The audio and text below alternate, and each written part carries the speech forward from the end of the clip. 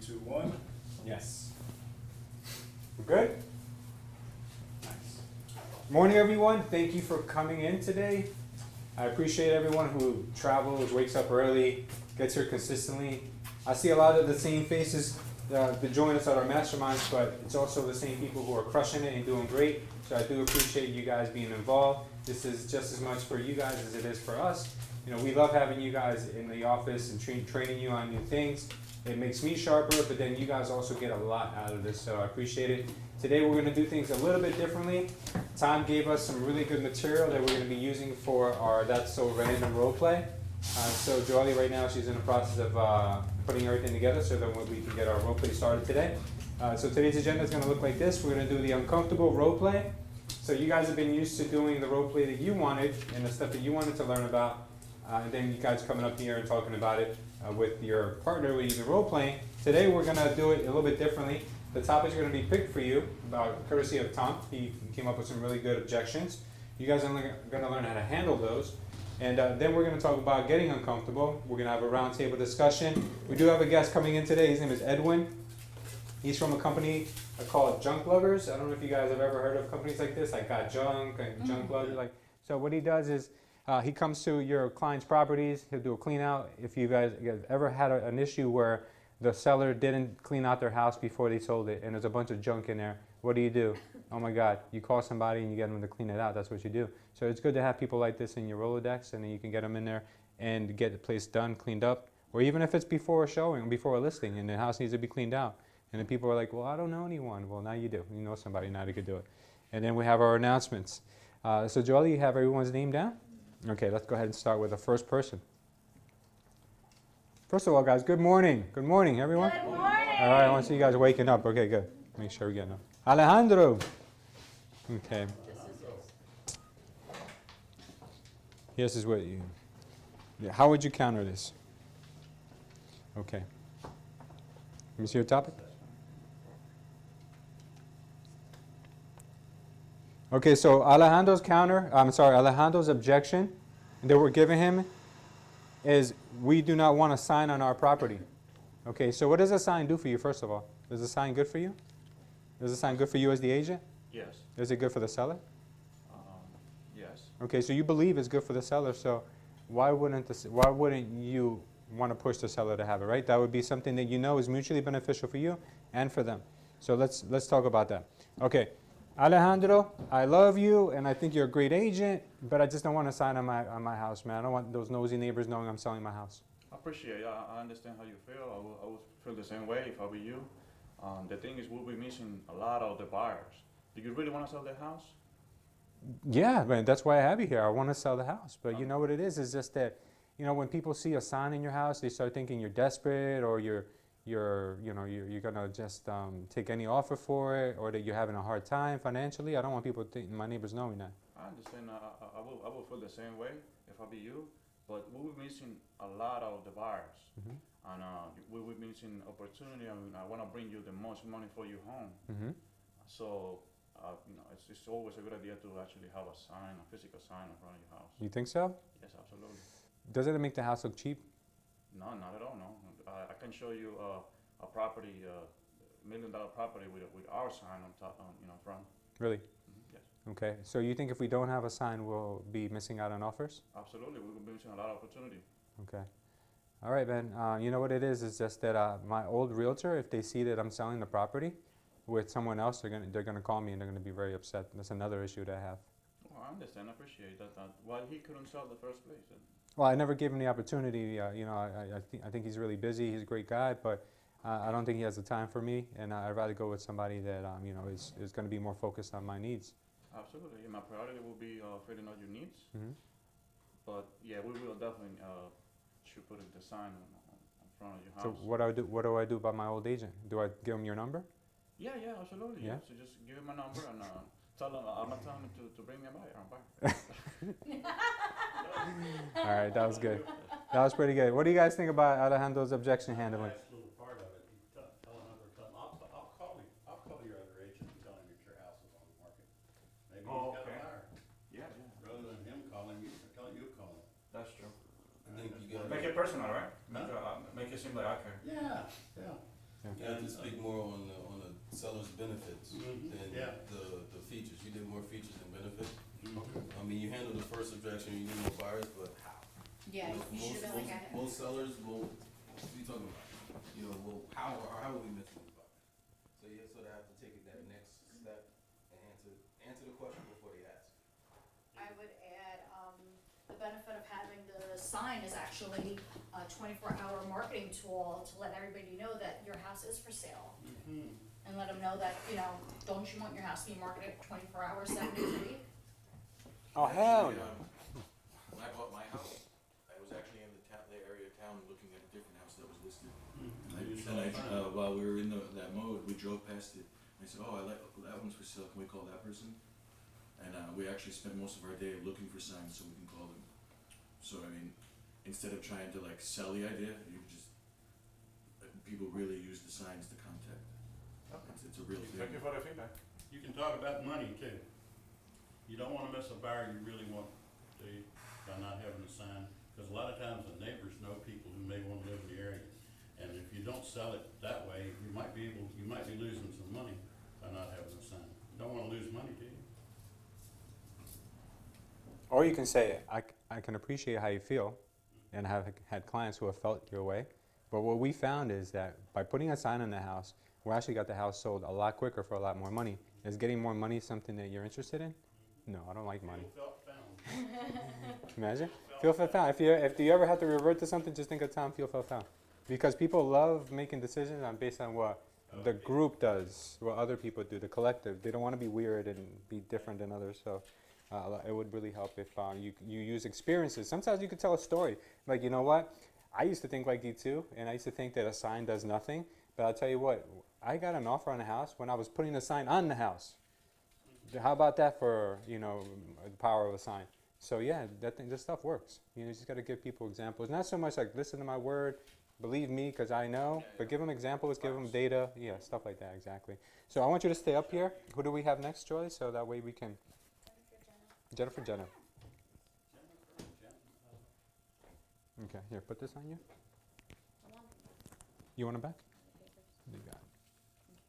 Okay, so come, Jen. Jen, yours is going to be, we want weekly advertising. What do you say? We want. So he's your seller. He's going to tell you we want weekly advertising. Hi, how are you doing today? Good, yes, Jamie, good, very nice. Can you put 2 Everything minutes can on sell that my time? house, but I want weekly advertising on my home. Can you do Oh, that? absolutely. I'm actually going to give you 24 hours, 7 days a week marketing on your home. So your home is going to be exposed to everybody from the public, other brokers that are on the MLS. They will be able to see your property. I'm sorry. I have 94 different websites that I will market your home on and get it on that platform. So this way everybody sees. Is that something that you would be interested in? I'm thinking more like open houses every other day. Is that something you can do? Every other day? I could do an open house every other week if you'd like, on Sundays or Saturdays, whatever you prefer. Is that something? Bring me the highest bar every other week? It Well, sounds like well, very far apart. Well, I have found in my experiences that a lot of the people are working during the week. So on the weekends is when they have the time to actually find a home that they want. And, you know, I think that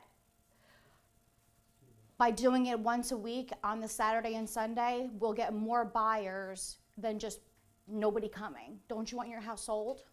Yes, I had another agent. He said he can do open houses every day. Every Is that day. something you can do? Okay, well, clearly he's got a lot of time on his hands. I mean, I'm just playing. That's a good approach. If he can do an open house every day, evidently he doesn't have other listings, he doesn't have anything else to do. Are you done? yeah, I guess every day. Yeah, because every advertising every week, it means like open house, right? I mean, No, it just means like in yeah, newspaper. Tom, what does that mean, Tom? What does that mean, Tom? Newspaper ads, that kind of stuff, because there are people out there still that think that that's the way you advertise. The idea with us is, hey, we got 94 different websites that we advertise on. People don't look for houses the same way now as they used to. First of all, buyers are a lot smarter. So the first thing that they're gonna do if they're gonna buy a house, they're gonna look for houses on the internet. Mm-hmm. So I would approach it that way. Okay. Don't worry about this weekly advertising or newspaper. That's not what sells houses anymore. Yeah. You know, what I would say was, I would say, why so little? Okay, that's good. Yeah. You know, Oh, you just want I thought you were paying me for value. You know, you could do that yourself on the weekends. You know, you could be a weekend for sale by owner type person. You just post an ad every week. We get paid because we add value every day. Our stuff is circulating throughout not only 92, 94 different websites, you know, but we've mastered social media. We'll be posting about your home all the time. We'll put out what's special about your neighborhood. We'll put out what's going on in the town. We'll put on why your home is, you know, what kind of history your home has, what type of design it has. You know, we could feature a different aspect about the home until it sells. You know, so something like that would be important for you guys to say. Okay. All right, what do we got next? You can have a seat, Alejandro. John Lewis is next.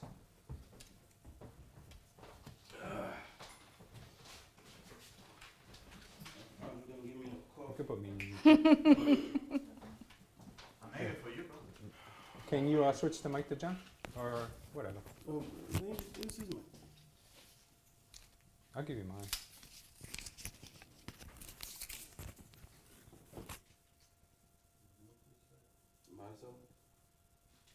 No, you're the agent who's going to counter. Okay. So can you read out the We don't want to pay 6% commission. Okay. Okay, so yeah, 6%. Wow, that's a lot of money. I don't think I feel comfortable signing a contract with it being 6%. Can you do maybe 4%? I have somebody who's actually a good friend of mine. They're in the business. They said that they'll do it for 4. Yeah. Have you seen how many homes they sold already? Yeah, actually, she just sold a house last week For 4% commission? for a 4% commission. Yeah, I'm Well, let me pretty explain sure. how that works. So I've been in real estate for a very long time. And in my experience, what I found was as the market goes up and down, you get these discount brokerages. Myself spend $1,500 researching who the buyer is before even listing your property. I can't do that on 4%, but neither can they. So what they do is they depend on the market. You pay them 4% just to list your home, which you can do yourself. You know how to put your home on Zillow?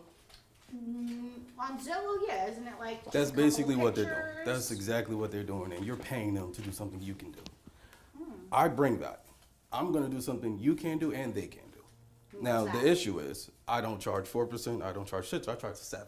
Okay. But I guarantee my service. And I'll give you a weekly report every time so you can see how I'm finding your buyer and you can watch me do my job. How does that sound? How exactly would you show me? I can show you right now. Let me show you right here. Here's an example of a marketing plan that I did with a previous listing. And as you can see, each week you get a report of who's looking at your house, where I found them, and where I looked to find them. How does that sound? That's something I think could work out. You can't do that at 4%, so why don't you just sign here? How about 6%? 6.5. 6 1/4.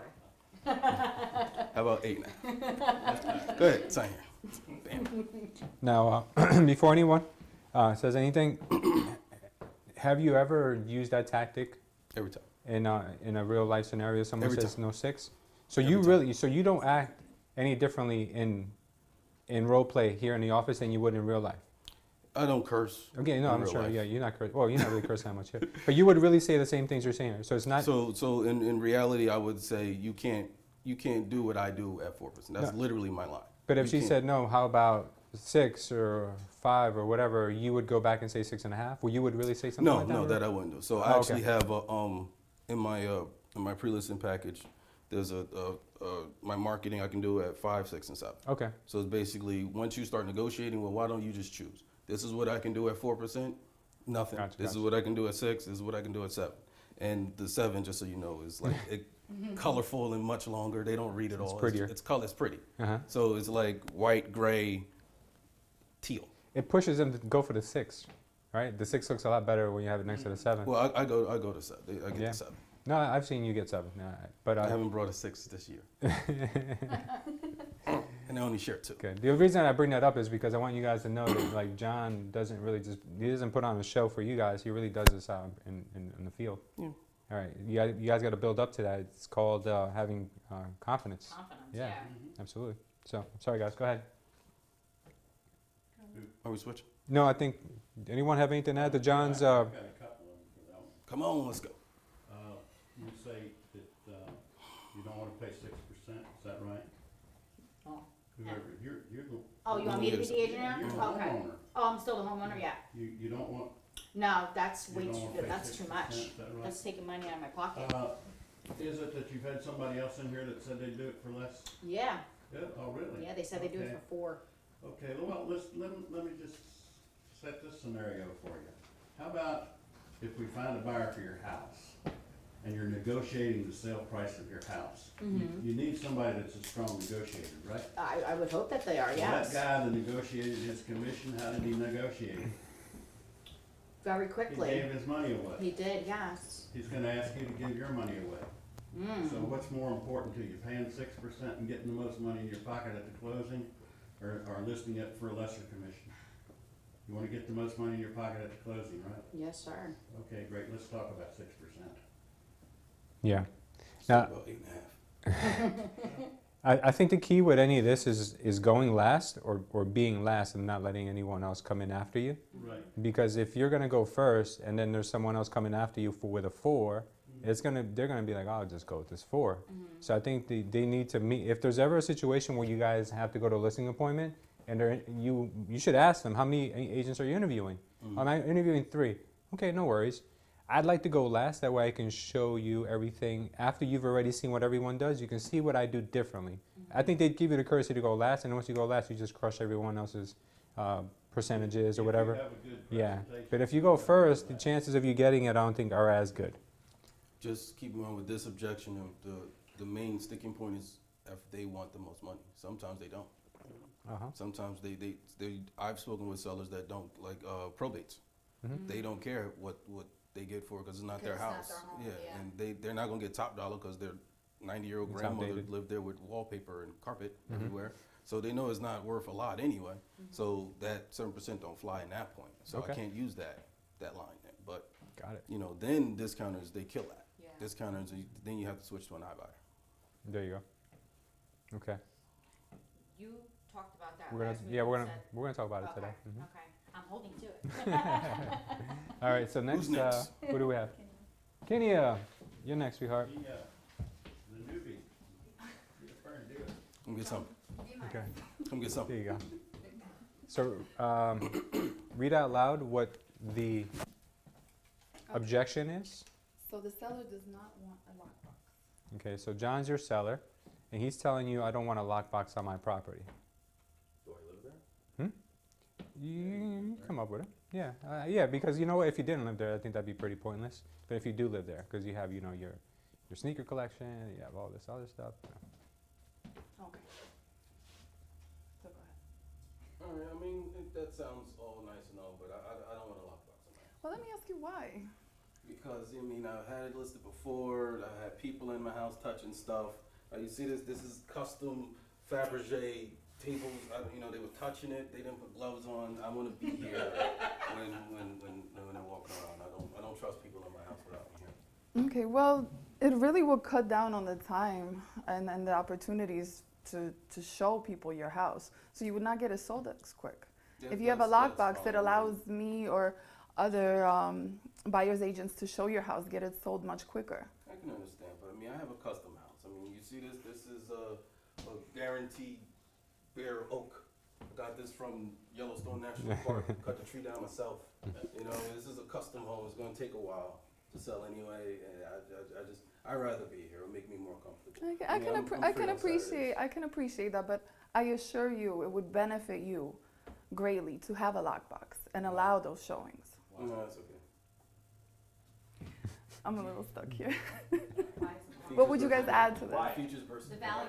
John, why don't you ask her? Why don't you ask her to be present when the showings happen? That's even worse. Forget you. This is what I hired you for. I forgot that. Oh, I forgot that. Yeah, so, if you want to put a lockbox on, that's fine, but then I would need you to be here. For each show. Well, I can definitely be here some of the time. I'm busy. I'm trying to get your house sold in other ways, marketing. Oh God. Features versus benefits. What's another benefit of this? You know exactly who's going in and out of that lockbox. They can contact you. Yes, okay, that's what, okay, so also we know exactly who's coming in and out of your house. How do you know that? How do we know that? Because they have to contact you. Showing time? Even with, They've got to be scheduled through showing time. oh, okay, so I wasn't aware of that. If you put a lockbox in, the only people who have access, people who are licensed, which Yes. means that not only is their name public and their information's public, we also have all of their contact information. We know that they went through a rigorous 75-hour test in order to get that license. So Okay. we know that they're professional. Okay, so I was missing that part. Features versus benefits. Gotcha. Go for it. Say it. All right, so let's go again. Say the, So I mean, you're fine and all. I just don't want a lockbox in mine. okay, well, again, I can appreciate how you feel. It would benefit you greatly to have it. We would know exactly who's coming in and out of your house. They have to contact me. They will be dealing with an agent who has passed a background check. Many other qualifications. So it's not just any random person off the street coming into your house. We always know exactly who's there. We will have their contact information, and you get more exposure. So it will definitely get your house sold quicker. I'm not too as concerned about exposure as I am with people, touching stuff. I bleach my walls every night. It's a lot of people. They step hospital? I can't outside, help you. they breathe that Jersey smog, and then they walk in and they drop it down. It's gross. I actually don't want that many people walking through here. What if we ask them to take their shoes off before they come in? I mean, will you be here? Will you be here when they come?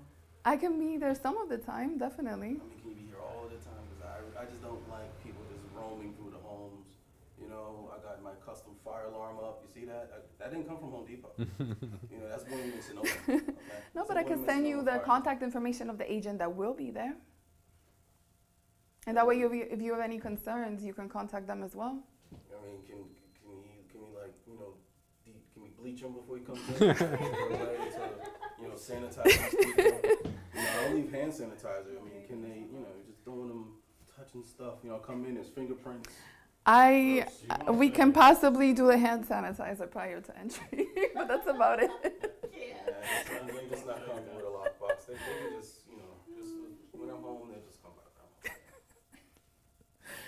Oh gosh, so what would you guys add to this? All right. Do you want to sell your house, yes or no? Just asking. Okay, do you want to sell your house, yes or no? I mean, I do. Are you willing to overlook somebody's unwashed hands and get a great offer on your house and get it sold?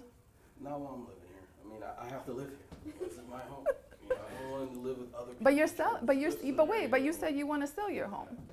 So now you're talking about living there, but you want to sell it, right? You want to get a beautiful place that you can bleach every day, 24 hours.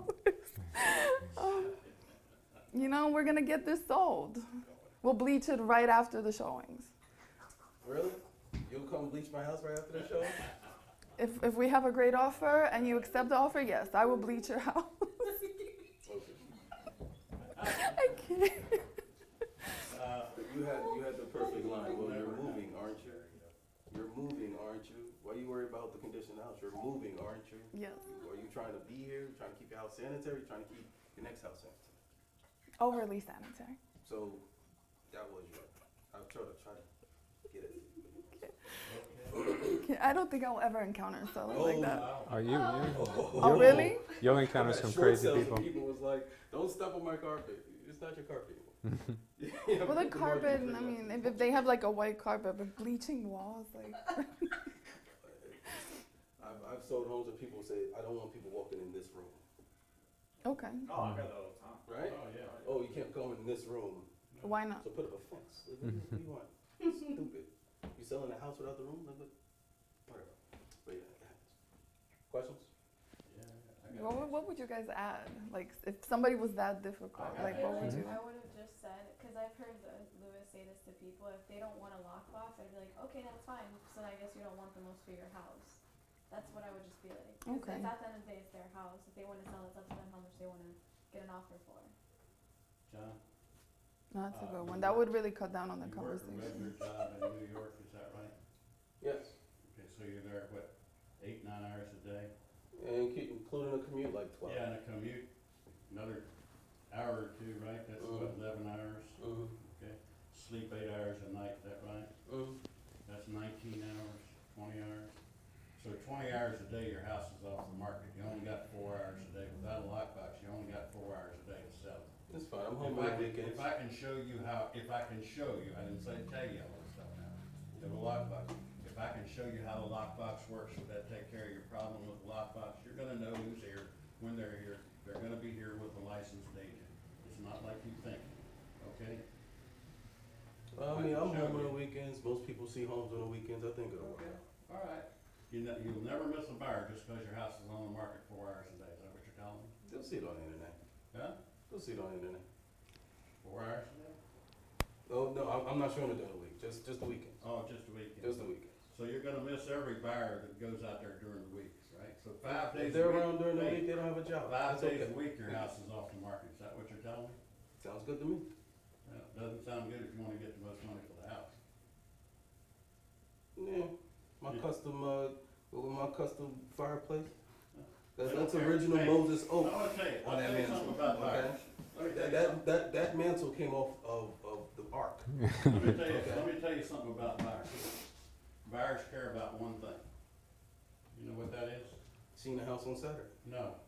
How much it's gonna cost, how much it's gonna cost to get you out and them in. That's all they care. They don't care where your mantelpiece came from. How much is it gonna cost to get me in and you out? So you're not gonna sell my custom mantle? Oh, it'll You're not be gonna tell me that advertised. that's custom? It'll be No, advertised. oh, the We lion can that put was that in on the the advertisement. ark slept on that piece of wood. Okay, There's still some fur in the ground. okay. You gotta sell this stuff. You gotta Like sell I this. said, buyer doesn't really care. Buyer wants to know what's it gonna cost to get you out and them in, that's all they wanna know. That's fine. It's what I care. Okay, I care. It's Well, my house. This is A buyer this is doesn't custom care, house. a buyer doesn't care what you care, that's what we're telling you. A buyer doesn't care what you care, they care about what it's gonna cost to get you out and them in, that's all they care. I need you to make them care. That's what I'm paying you for. You pay me to make them care, do you think making them care about the mantelpiece is gonna get you more money for the I house? do, yes. Do you? I don't. Seen this conversation on $1 Million Listing. It's just funny. Alright, Kenya, one piece of advice I'll give you is that Sure. if you want to get someone to agree with you, you got to get them into the rhythm of saying yes. yes. So ask Oh, a okay. couple of lead-up questions that are rhetorical. That way you can get your point across. So, John, you can agree that most real estate agents that are successful are very busy, correct? Yes. Okay. Well, from experience, I've spent many weekends trying to book appointments last minute for buyers, and I'll book the ones with lock boxes first because I know the ones that don't have lock boxes take 24 hours to show. It's a whole process of having to go pick up a key and then coming back. I simply don't have the time for those things. Yeah, Can you I've agree got that most that. other real estate Okay. agents don't have the time for that either? Yes. So, being as busy as real estate agents are, accommodating them a little bit will definitely compensate you better on the back end.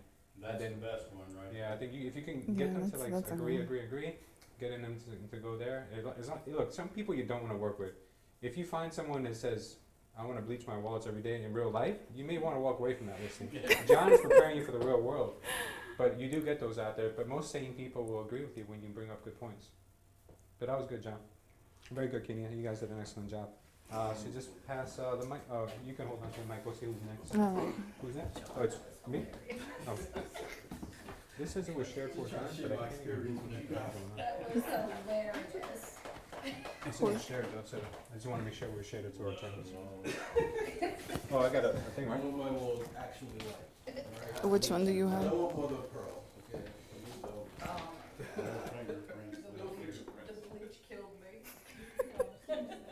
That's hilarious. you want cold clients?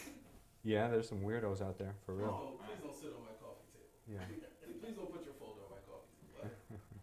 What? What's it say? Okay, so my objection is we want to save the commission. So I'm assuming you're for sale by owner, or maybe you're an expired and you're trying to Okay. do it yourself now. Fisbo, Yes, you're probably a FSBO. Yes, FSBO says that.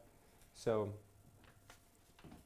I'd like to help you sell your house, Kenya, and then you're going to tell me you won't. No, we're not working with realtors right now. I don't want to pay the commission. Okay, what makes you feel that you would be the one paying for the commission? Well, isn't that what normally happens? It comes out of the total price of the house.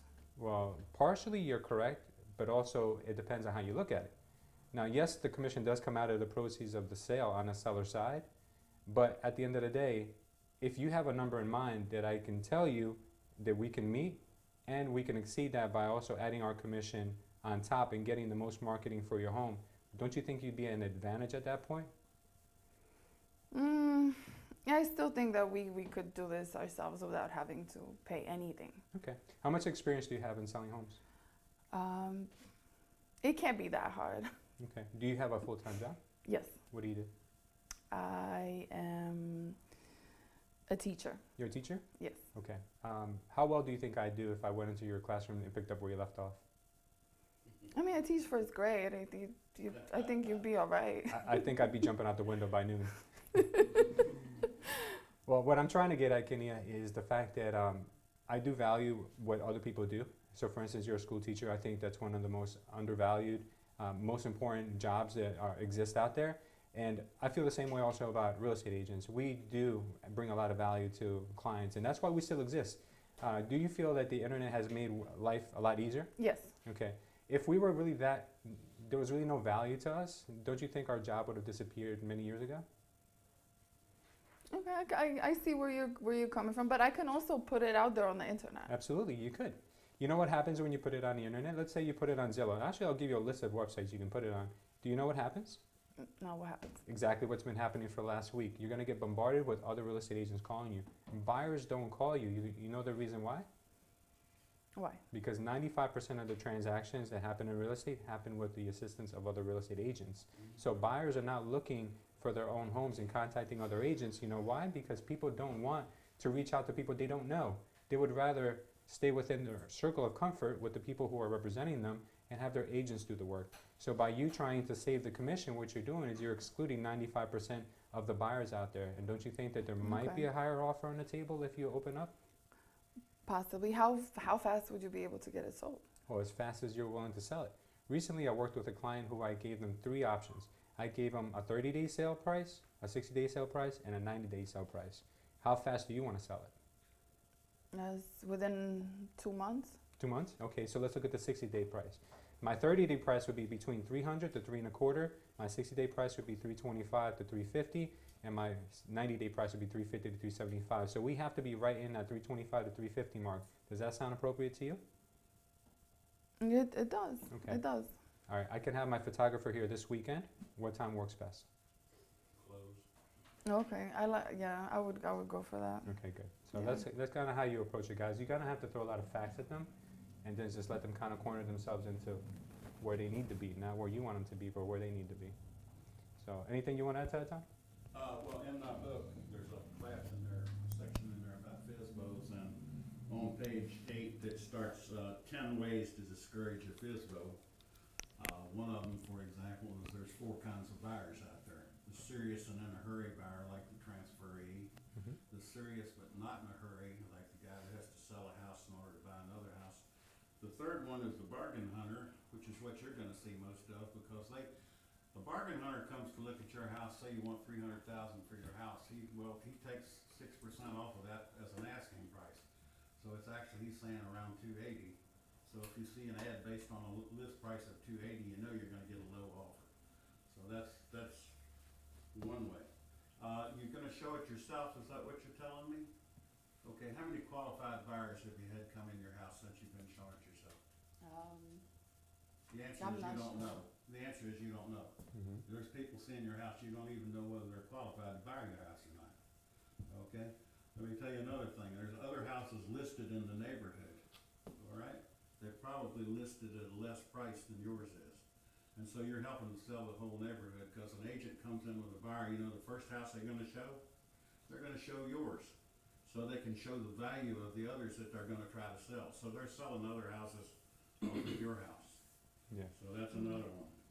And the 190% that he just mentioned, let me ask you something else. If people have been seeing your house, have you heard many people make positive comments about your house? They like it. Do they? And you probably thought they were a buyer, right? The ones that Yes. made positive comments? Well, guess what? Those people are not the buyers. I mean, if I'm interested in buying a house, while I see it, if I'm interested in it, I'm not gonna make many positive comments about it. I'm just looking around. I'm thinking, how much can I get it for? But I'm not gonna make positive comments about it. So that's another one. Okay? Sometimes they come there to just check you out. Say they like the house. They like the house, all right? And they're gonna ask you, when would you like to move, where would you like to move, and why are you moving? If they found out the answers to those questions indicate that you may be desperate to sell, guess what? You might get an offer. What kind of offer are you gonna get? A low one. Low one, absolutely positively. You put an ad on, you put a sign on your house, did you? Okay, you know, you got one sign, right? And you can put one ad or two ads in, that sort of thing, and put it on the internet and all that. You know, all the signs and all the ads and everything that we do, it's all interconnected. The buyer may see your sign, call in on your sign, and we wind up selling them another house just based off of your sign. Yours isn't interconnected to anything, right? See, all this thing we talk about getting 90 to 95% of the buyers, there's ways that we do it. Let me ask you another thing. You know, there's added expense for you to do it yourself. You understand that? You gotta have an attorney? My cousin. Oh, your cousins are gonna be your attorney, okay, well, most of the time, when you go looking at attorneys, most of the time, they charge you more to draw up a contract than they do to review ours. So that's gonna cost you more money. Alright, and then again, it comes to how valuable is your time? You're gonna stay here all the time, waiting for people to see it and making appointments, is that right? No, I can't. No, you can't do that, that's that 24-hour-a-day thing that we mentioned a while ago, alright? So, you've had it on the market for a month now, is that right? Yes. Are you enjoying selling your own house? It's frustrating. It is, well, if I could show you how we can get you more money in your pocket at the closing than you can get trying to do it yourself, including that commission, could we sit and talk about that?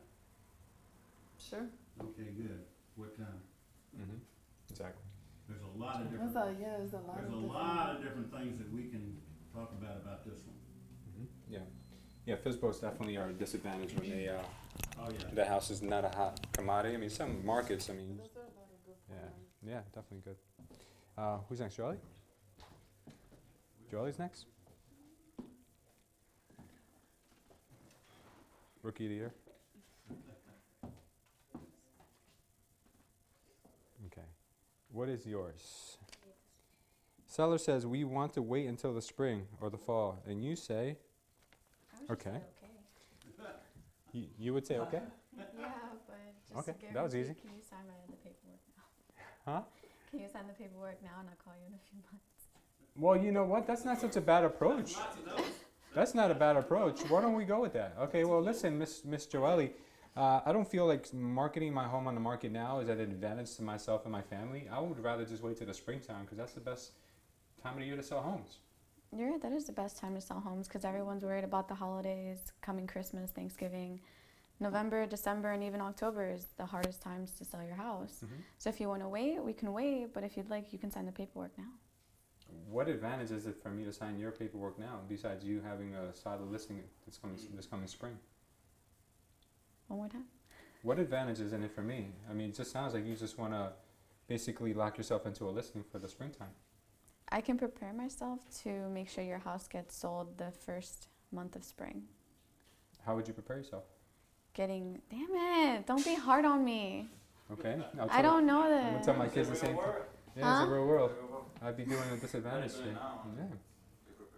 Yeah. Okay, fine. Don't send the paperwork, but if you'd like, I can call you like in March, just to see if you still like me. Well, come March, you know, I may meet like 10 realtors between now and then. I'm not sure who I'm gonna go with. Obviously, whoever gives me the best terms, or who I feel is the best suited for the job, that's probably who I'm gonna work with. Okay. I'll just keep following up with you, and if you decide to go with me, then we'll go from there. Yeah, If not, that's fine. How about if I follow up with you? I have your information. I'll give you a call come spring, and we'll probably just host a day where we can just interview all the agents. I feel like I'd say okay and just keep following up. You every probably few would, months. but think a little bit, get a little bit uncomfortable. Today's topic is being uncomfortable, so I'm get us, uncomfortable. confront me and tell me why that's the wrong decision to do, and not working with you is going to cost me a lot of money.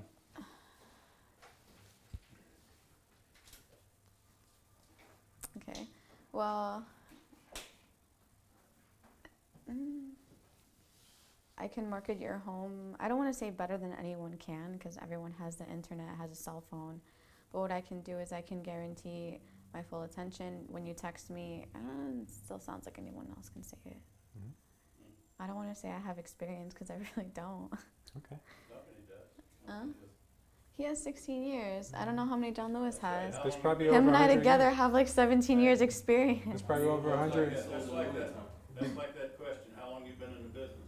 Mhm. My broker and I have been in the business for 16 years. Yeah, and then I feel like there'd be a smart ass and say, how long have you been in the business? I've been Okay, in the business let's for go a with year. that. How long have you been in the business? A year. Okay, so why would I want to work with a person who's been in the business for a year? Good question. Well, you know yourself, you know your That's the qualities. reason I'm standing here right now. Okay, well, yes, I've been a real estate agent for about a year now, but I have been in the industry for 4 years. I have seen the ins and outs from other realtors who have been through the struggles. I know not as much as they know, but if I have questions, I can always ask the broker. He can help me. He gives me his hand. So it's not just myself. It's another person that's had probably 3 times more experience than I have, if not 5 times. Okay, so what you're saying is I should entrust the sale of my house to someone who's basically learning on my property? Well, think about it. If you had someone that's been in the industry for 16 years, they have a lot more listings than I do. Myself, I have my full attention on you. Good So point. would you want someone that has full attention on yourself or someone that has probably 10 listings? 1/10 of your time. Well, yeah, I would like someone to be more concentrated on my property and not everyone else's in town. So what you're saying is you will dedicate more of your time to me, and if you need the extra help, you have people to call on. Of course. All right, so then since you're new, you'd work for a discounted rate, I'm assuming. We can talk about that if you'd like, Okay. but that's Well, not still part of want the to wait till agenda. the springtime. Okay, so I would call you and I'll just keep following up with you. That's okay. That's fine. Awesome. Okay. Cool. I'm All right, sorry. good. All right, Tom, you have something for her? If I could show you how you might get more money now rather than waiting for spring, would you be interested in talking about that? One more time. Oh my God, I'm sorry. If I could show you how you might be able to get more money for your house now than you would without waiting till spring, would you be interested in talking about that? Yeah. Okay, great. Right now, interest rates are at da-da-da-da-da-da, and that's the lowest they've been in 50 years. That means we've got more qualified buyers out there looking for houses. Our inventory is low, so buyers have less choices. So I should have gone with that because you said if there's someone, if you list your house in the winter, they're more serious buyers than they are in the spring. Damn. Buyers that are out here a month before Christmas looking at houses are serious about buying a house. And you can go on and on with 3 or 4 others there.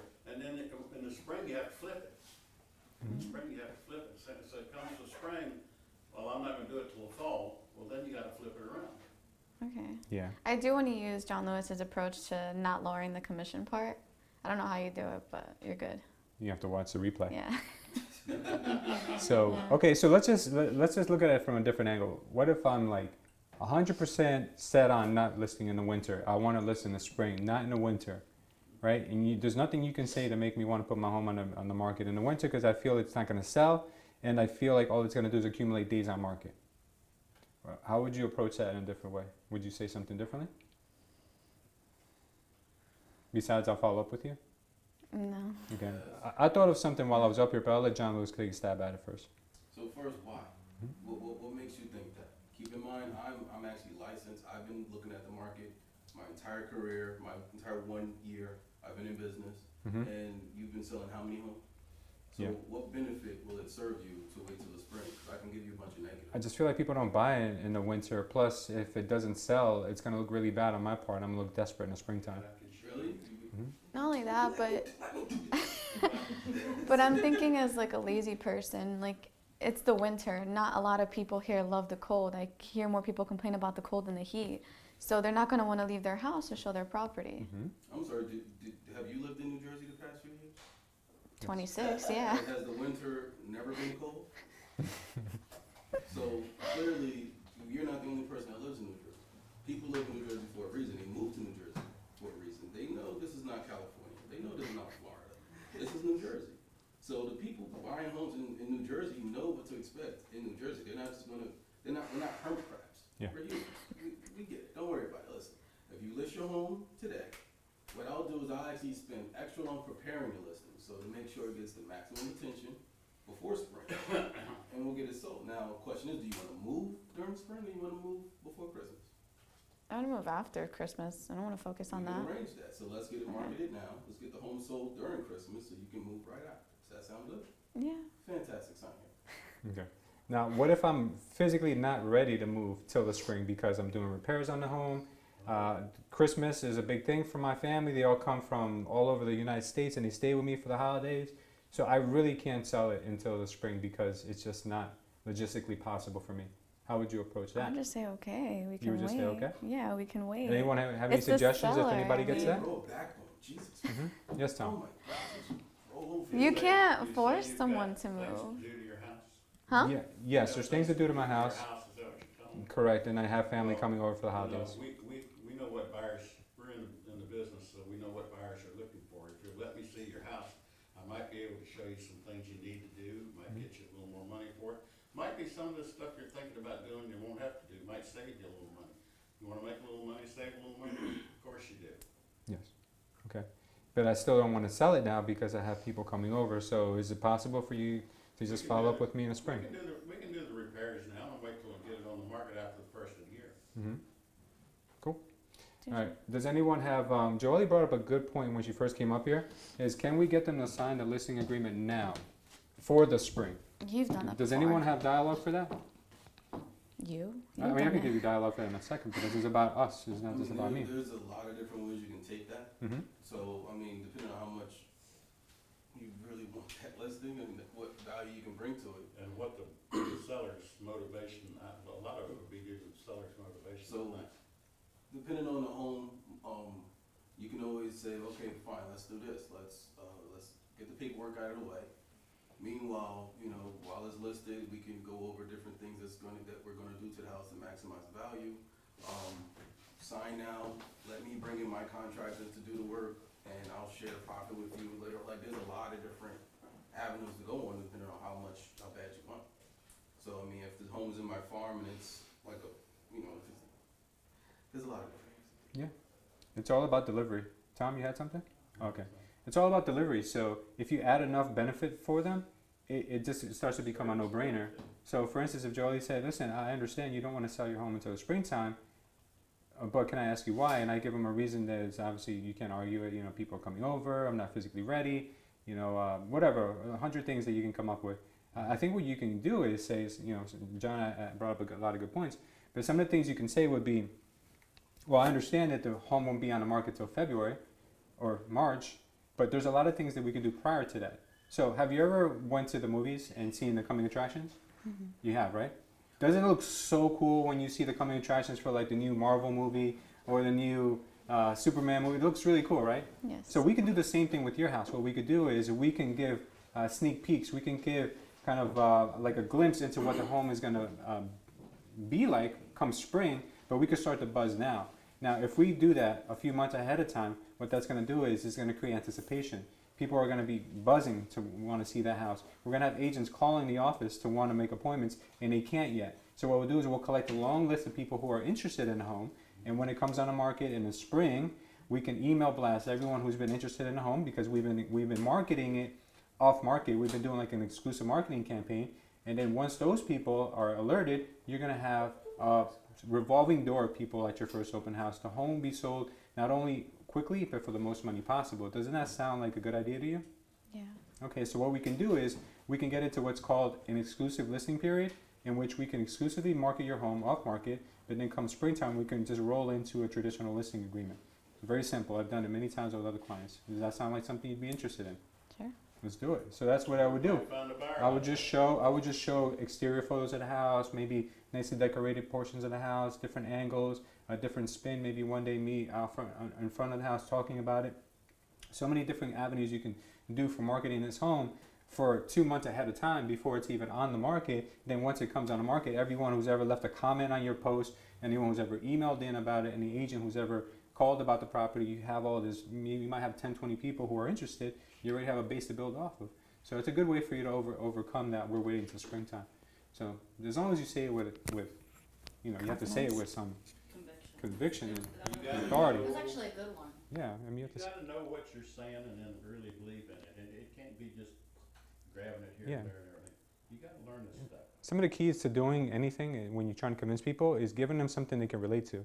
So I know that my client here loves movies, Marvel movies and things like that. So I'm going into her psyche with that. You have to understand your client first and then build off of what they enjoy and what they like. So that's really kind of how it is. All right. We have Ryan came in. I'm sorry, Ryan came in. Yeah, and Kathleen. So why don't we give them a shot? Right now, it's not really a good time. Oh, you lost your voice? Yeah. Oh, okay. Yeah, Gotcha. hey, real world. Nope, real world. My- Preparation. Let's go. Suddenly lost his voice. No, really. Yeah? It's bad. Yeah? It's bad. Okay. I've gone on appointments with no voice. Come on now. It's sign language. We all party on the weekend. Right. Come Huh? on. Come on. This is for Kathleen? Gotta go hungover and everything. I'll do it with you, Kathleen. If you don't know what to say, Come, Kathleen, this is for you. have a voice, right? Yeah, this is for me. Yeah, we're gonna do some role play. Yes. Aren't you, everybody getting the point in here? There's 3 people in here that really know this stuff. Tom, You need to teach. Thomas, and Yeah, you, T-Money. me, John. I have The rest of you need to learn. okay. So her topic was what? We're just looking at an open house. Is it buyer? Open house. Is it an open house buyer? And the buyer says, "We're just looking." Click this on your lapel, on your jacket lapel, This one will be interesting. like that, just like that. There you go. Now you hold this. Guys, for those of you who are not familiar with Kathleen, she's one of our new agents. She's got a topic that a lot of you guys will hear at an open house, Oh, yes. and they will say, "I am just looking." Okay. So let's see how she addresses it. Okay. I know you probably don't have that much training on it. I know you've been studying Tom's stuff. And you had a few one-on-ones with him. Yeah, she's got the book. So you probably have a little bit of a background on it. So let's just, don't worry, no pressure. So I'm the buyer. So beautiful home, but we're really just not ready yet. We're just looking at the moment. So I just if you want, you can send me an email from time to time, but we're not in the market just yet. Okay. I really don't know what to say.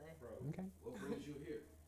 Besides trying to memorize what you might have read in the book, Yeah. use your common sense. This is my first role play, That's fine. just so you know. I have never done it before. Just use your common sense. You can have a conversation. Like, You're in the house what would for you a want to reason. hear Why are you here? if you were me?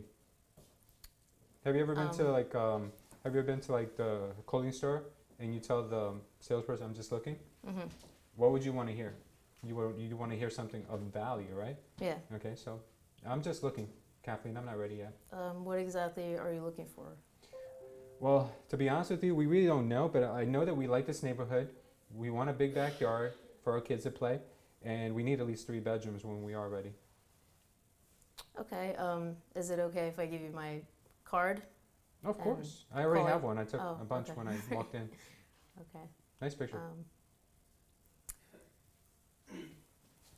I'm on the spot It's here. okay. It's okay. Don't worry I about really it. have no experience whatsoever. That's okay. This Just- is like grabbing me off the What- street and what pulling me in would- here. What would you want to hear if you were a buyer? What would you want to hear? Is there some benefit in it with me keeping in touch with you? What's the Yeah, I mean, benefit? if I were the buyer, Yeah, what would you want to hear as far as a benefit goes from a real estate agent? I would like you to keep in touch with me and let me know if you find anything that I've said that I'm interested in. Okay, good. So how would you spin that? How would you say that to me? So Kathleen, I'm looking right now, and that's kind of the house we do want to buy when the time comes. Okay. Well, if you would like, I can send you some listings of similar properties with what you're looking for. Yeah, that would be great. That would be awesome. Okay, I'm just gonna take some of your personal information if that's okay. No, of course, yeah. I mean, we signed in. I know it looks Okay, like chicken yeah, scratch, okay. but you can take it down again. Okay, so I'd probably read that over with them Yeah.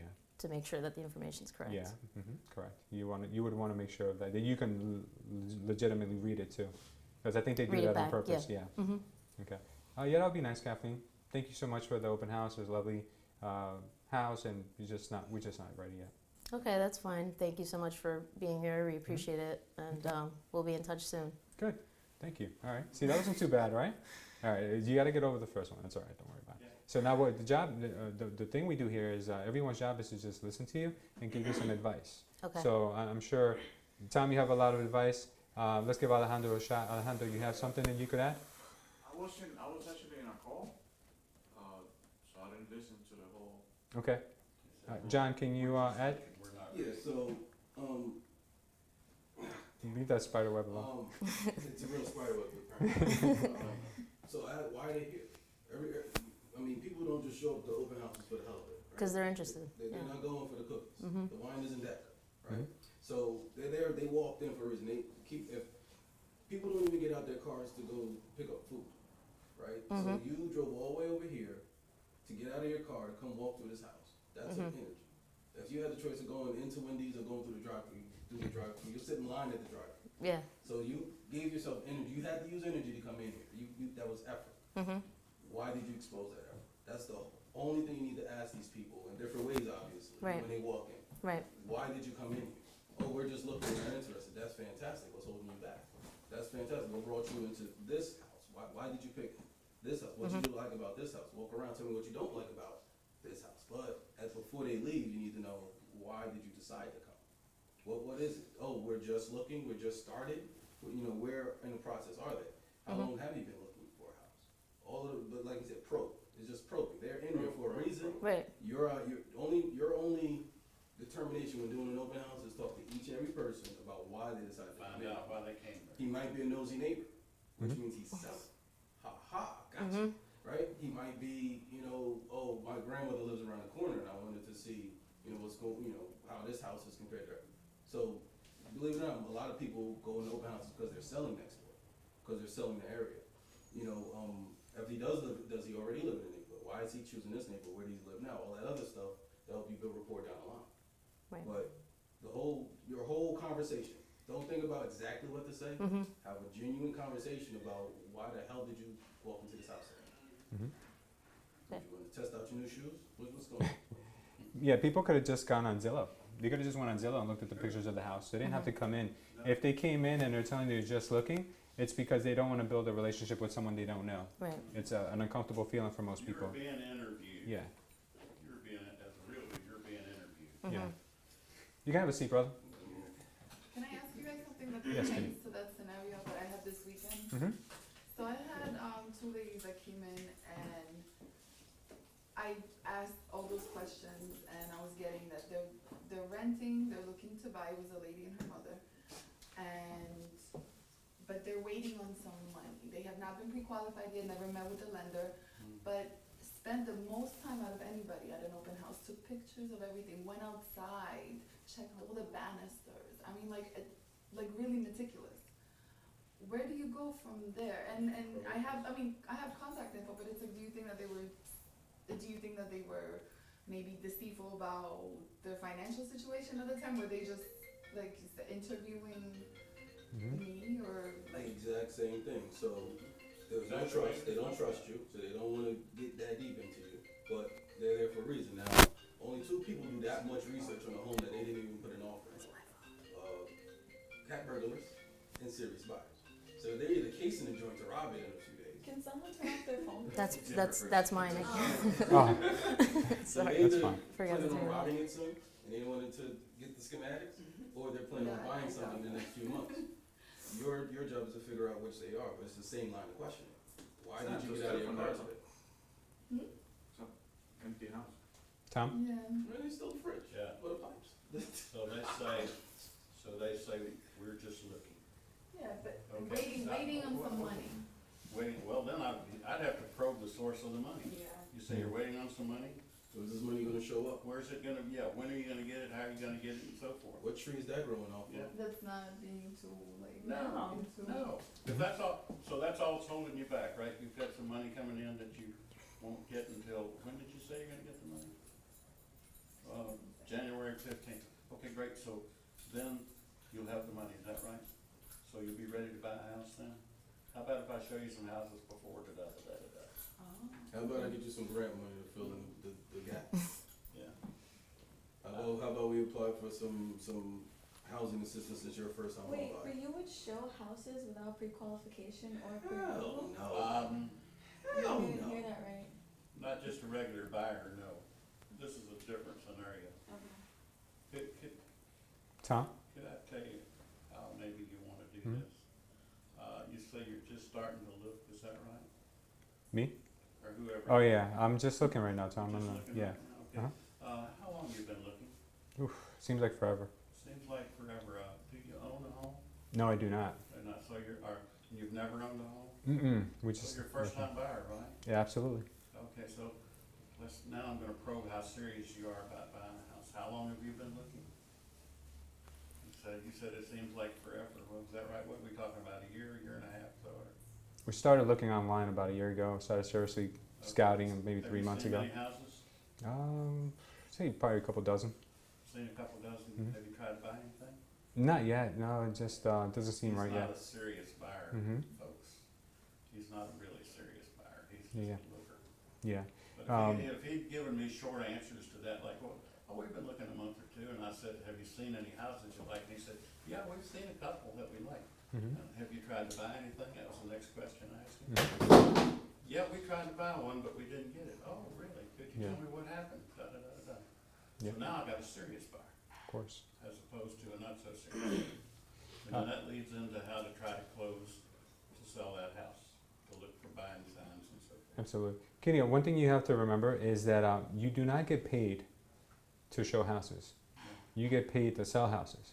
So you have to ask the right questions in the very beginning, because if you don't, then that's just going to lead to a lot of assumptions in your brain, and they're going to feel like, oh, this person doesn't really care. All right, let me just waste their time because that's what I'm doing right now.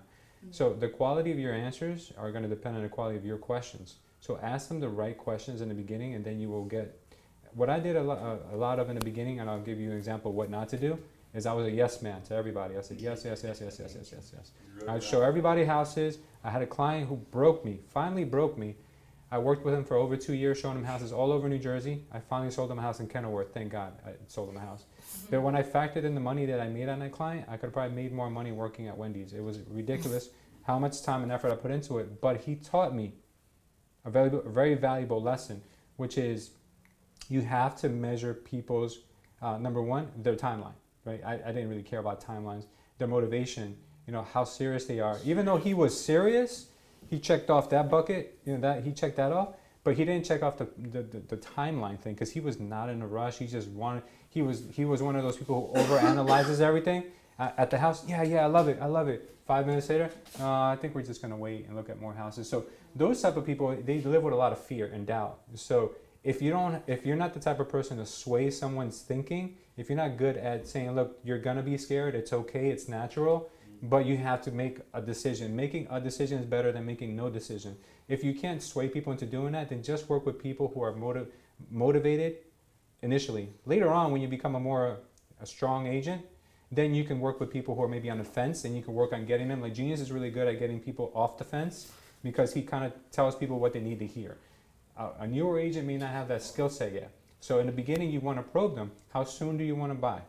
30, 60, or 90 days? If they don't give you one of those answers, then you shouldn't be working with them, because they're probably not going to be ready anytime soon. So give them those 3 options. If you say how soon, it leaves it open. They're going to tell you, I'm in no rush. If you give them a timeline, 30, 60, or 90 days, then they will tell you how serious they are. If they say, yesterday, if I could buy a house, then yes, you may want to work with that person. Have you been pre-qualified? Oh, yes. No, I haven't. Okay, would you like to speak to my loan officer so you can see how much you can afford? Service benefit? No, I wouldn't want to do that yet. Then they're not really serious yet. And then lastly, you want to ask them also, like, do you have another agent you're working with? If they say yes, are you happy with that agent? Have they met all your needs? If they say yes, then you don't want to go work for someone who already has someone else that they're going to give their business to. If they say no, they have no agent, then you go into a conversation of, would you like for me to exclusively work on your behalf? And when they ask you, wait, what do you mean by that? Well, I will look for you until I find you the right home, and I will not put anyone else's time before yours for that type of house in that area. I'll exclusively be working for you for that type of home. Does that sound like something you would like? Yes, I would. Okay, well, the way I work is that I will expect the same from you on your behalf, which means that you will only use me as a real estate agent, because when I dedicate myself to someone, I expect them to do the same thing. I do not get paid for showing homes. I only get paid when I find you the right home and we close. So our interests are very much aligned, because you win, I win. Sound like a plan? Good, until you work together. So that's the things those are the conversations you need to have. You need to master those conversations now, because working with buyers is a science. People think like, oh, anyone can just open a door. Yeah, those people are broke.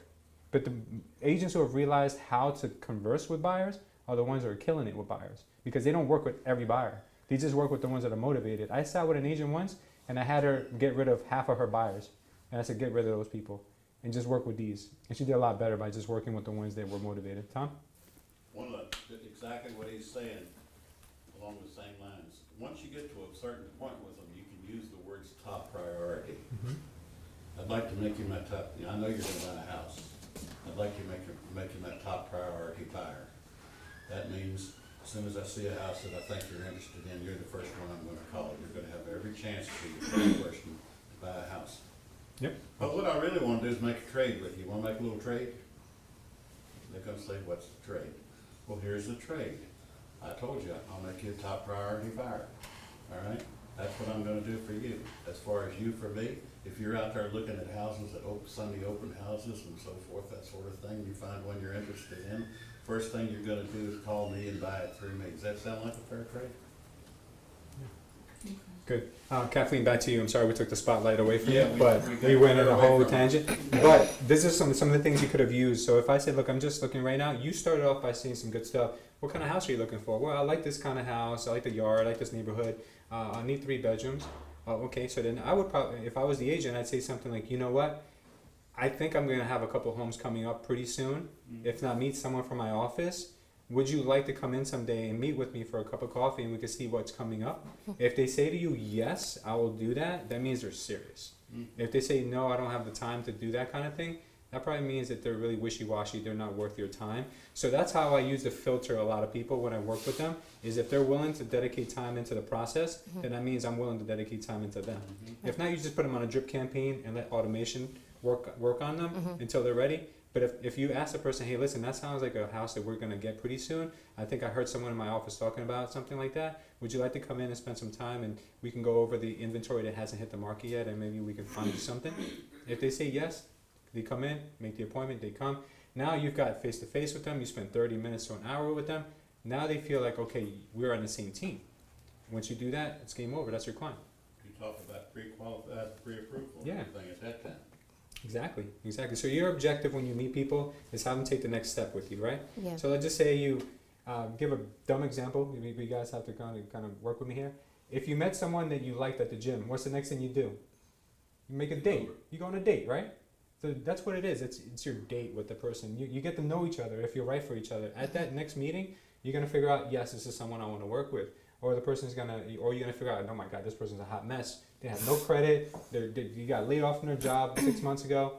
At least I know. I'm gonna go somewhere else instead of just saying, you know what, that sounds like a house that we have on the market. How about we go look at houses right away? And then you start. And this is what happens. You guys get trapped into being too deep. Point of no return. You start showing homes, and you realize to yourself, oh my God, I never got this person qualified.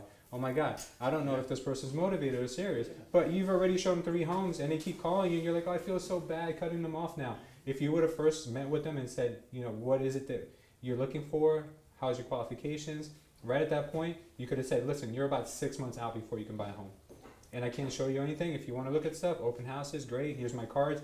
Always get my card when you go to an open house. But you have to go into credit repair for 6 months. So you know ahead of time. You will not ever have to waste your time because, guys, remember, driving around doesn't pay the bills only when you close deals. Yeah. All right? Good. Thank you, Kathleen. Yep, thank you. Yeah. Don't worry. Your first time's the hardest. Next time will be easier. All right? Much easier. Say what now? The funnel? Mm-hmm. I think that's basically what the conversation was. Yeah. If someone's coming into an open house and they're not ready, they may be buying 2 years out. You filter them, They right? may be buying a year out. Yeah. But there's a difference in where people are. And you should still have a plan for those people who aren't ready to transact right away. Yeah. Just because they're not ready doesn't mean you throw them to the dog, because that's where the bulk of your business, your future business will come. Of course. So you don't want to. But sometimes you find that somebody that you don't want to work with. Sure. Oh, well, then get rid of them. I mean, there's some trash in here for a reason. Well, you can say what I told my first wife. Yeah. I don't think we were meant for each other. Yeah. That's the funnel. Yeah. You just keep filter them. The funnel, keep it dripping out of the bottom. Yeah. Guys, we got a little bit past on our time for the role play, but it was great. You guys did an excellent job with it. I like the commentary. You guys are interacting a lot more. We do have a guest here, so I'm going to have him go next, and then we'll jump back into our stuff. We'll give him 10-15 minutes. He'll tell us about his company, about his services, and then we'll jump right back into where we left off. Okay? Sounds good. Sounds good. Edwin, you're up, brother.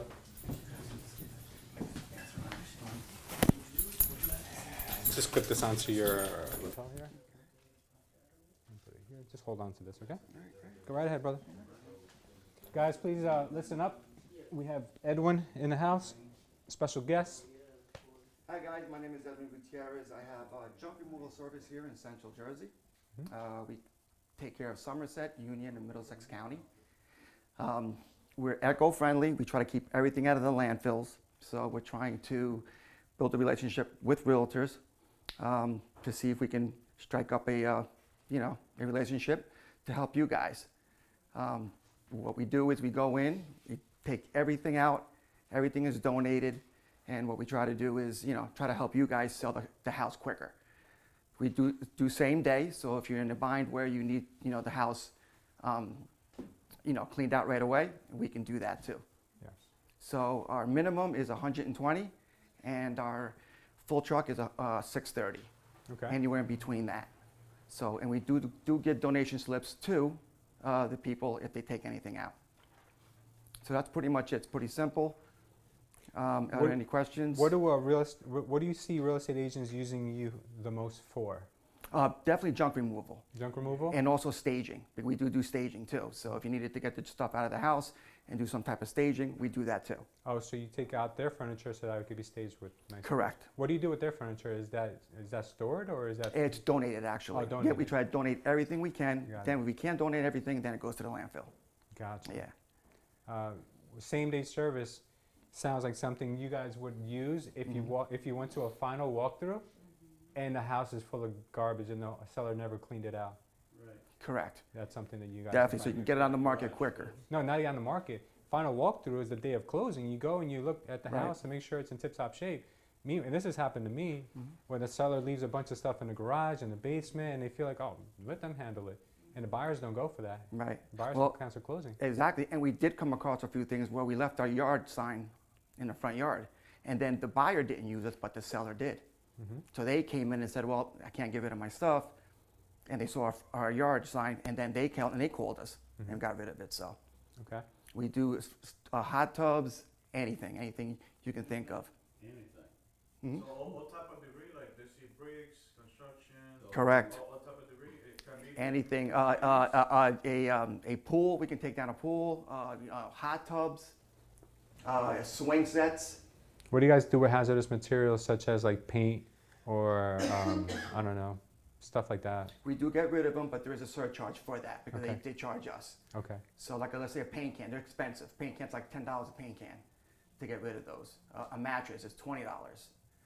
An old TV that has mercury in it is $10. We have to get rid of that stuff. Any newer TVs, take them right to e-waste, and we get rid of them that way. Oh, wow. Do you have any service where the seller's out of town and can't clean stuff out of the house, but still wants their stuff? Absolutely. We do free estimates. We can go in on site, tell you what we think it'll cost you, and then we go from there. We'll never charge you more than our estimate. That's for sure. So we'll always charge you less if it's less, because sometimes a lot of people come in, they have a lot of stuff. They're selling the house in about 2 weeks, 3 weeks. Next time we come in, they got rid of a lot of the stuff, and they only have 3 or 4 things left. So. Could I ask you 2 questions? Were you on Cherokee Court in Westfield Saturday? Possibly. Next time, Yeah, it's possibly. Yeah, our green trucks. You see our green trucks. Yeah, I recognize the truck. Yep. Another question. How about if you got a piano that's 100 and some years old and it takes about 6 people to carry it?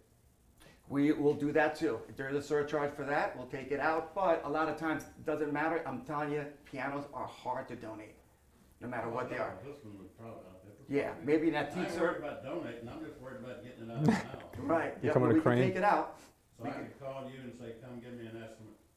to take it out. Exactly. Yeah, and it's incredible how many beautiful pianos we take out, and we have to Chuck them. chuck them. Yeah, That's this one's terrible. 120 years old, probably grand piano. Yep. Heavy Stuff we piano. come across. You Safes. I mean everything. You gotta have Hoarding. muscle men to come take that piano. Hoarding is also big too. So I don't know if you came across any hoarding. Hoarders? Yeah, we Hoarders, get them. yeah. We just did one in Roselle Park, 3-family house, 60 years of hoarding. 15 truckloads. Oh my God. 15 truckloads. And it was nasty in there. We had to put on our suits, gloves. It was bad. Nasty. I have a house right now that's full of dog feces. Oh. Do you remove that? Sounds like Stuff like, biohazard. yeah, stuff like that. It all depends. We'll go in and assess it. Sometimes we do turn down things because if they need a cleaning company to go in there first, because I just don't want to expose my employees to that. So How about carpet? Do you take carpet? absolutely, carpets we do. We'll even do a rip out. Like let's say the guy wants to get rid of the cabinets, wants to rip it out, gut it. We'll do all that for you too. Yeah. You know, one of the things that I'm noticing is that your trucks, I don't know if they are or not, they're not rollouts. Which means they do roll out. But what the beauty of having it on a truck is that you don't need a permit. Because in some places, guys, you got to get a permit to park it even in the driveway. Correct. So the fact that you don't need to do that because you're on wheels, it does alleviate a lot of concern. Because for me, it takes me almost a week or two sometimes just to get a permit, to get a dumpster for a job And site. then you have to worry about delivery, and sometimes these container people, next thing you know, the thing is sitting in the driveway for 3 or 4 weeks, and you were done 3 weeks ago. Yeah. And it's still sitting in the driveway. And then every neighbor who has garbage comes and dumps it in your dumpster. That's Yeah. another problem. Yeah, it is a big problem. Cool. My next door neighbor, Saturday, they rolled it out in the driveway, and then the truck went, pulled out, and they left it sitting there in the driveway. And by noon, they had everything out of the house and out of the basement and packed and rolled it back on, and away they went. It took them and this is a lot of cleaning and everything. It was 2 or 3 guys, and they worked like a team. Boop, boop, boop, boop, boop. In 2 hours' time, they had that thing Yeah. cleaned and gone. So we do have extra charges for stuff, like let's say if there's a walk-up, if let's say there's a hot tub 100 yards from the back of the house. Oh, yeah. Obviously, we have to charge a little bit more, but we'll definitely do the job for you. Appreciate it. Any other questions, guys, for Edwin? Yeah, they had a federal judge working Saturday. They were working for a federal judge Saturday. Yeah, we do it all. That's awesome, brother. We do it all, yeah. Thank you so much for your time, and anything we can do, I want to build a relationship with you guys, and if we can do something, I definitely can give your customers about 10% off Oh, nice. on top of that, so. Got one for you. You all right? There you go, see? Okay. That's great. The biggest advantage, guys, keep in mind, is the speed and the fact that you don't need to tear up your client's driveway with a rollout. So it's good. Definitely. Yeah. Thank you so much. No, thank you, Edwin. Thank Appreciate you. Yep. Yeah, I can Let me just get verify this. this guy. I watched him for 2 hours. Every morning. Hey, you got a business card? He's Tom certified. I'll get some out to you guys. Yeah, I need a business card. Yeah, we can get one. Do you already need them?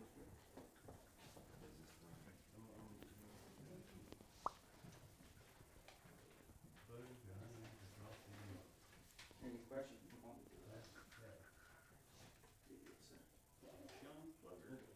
Okay, guys, we'll continue with our presentation. So today's topic is getting uncomfortable. So I'm not going to spend too much time on this because I have in the past a lot, but it's our theme for this week. Since last Thursday, our topic was getting uncomfortable. We had our guest on the show with us last week was what's his name? Derek D.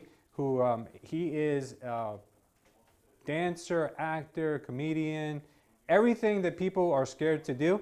This guy does. Like I'd be terrified to go dance in public or sing in public. This guy does it. This is what he does. And if you guys saw the show, I tried my best at lip syncing with him, and it wasn't the easiest thing for me to get over and do. And yes, I got the criticism afterwards. People told me don't quit my day job, but I don't care. I did it because you know what? At the end of the day, it's all about having fun. It's all about stretching yourself, growing. Not that I'm going to take up a career in singing or any of that stuff or entertainment, but you can't limit yourself because of worrying about what other people will say.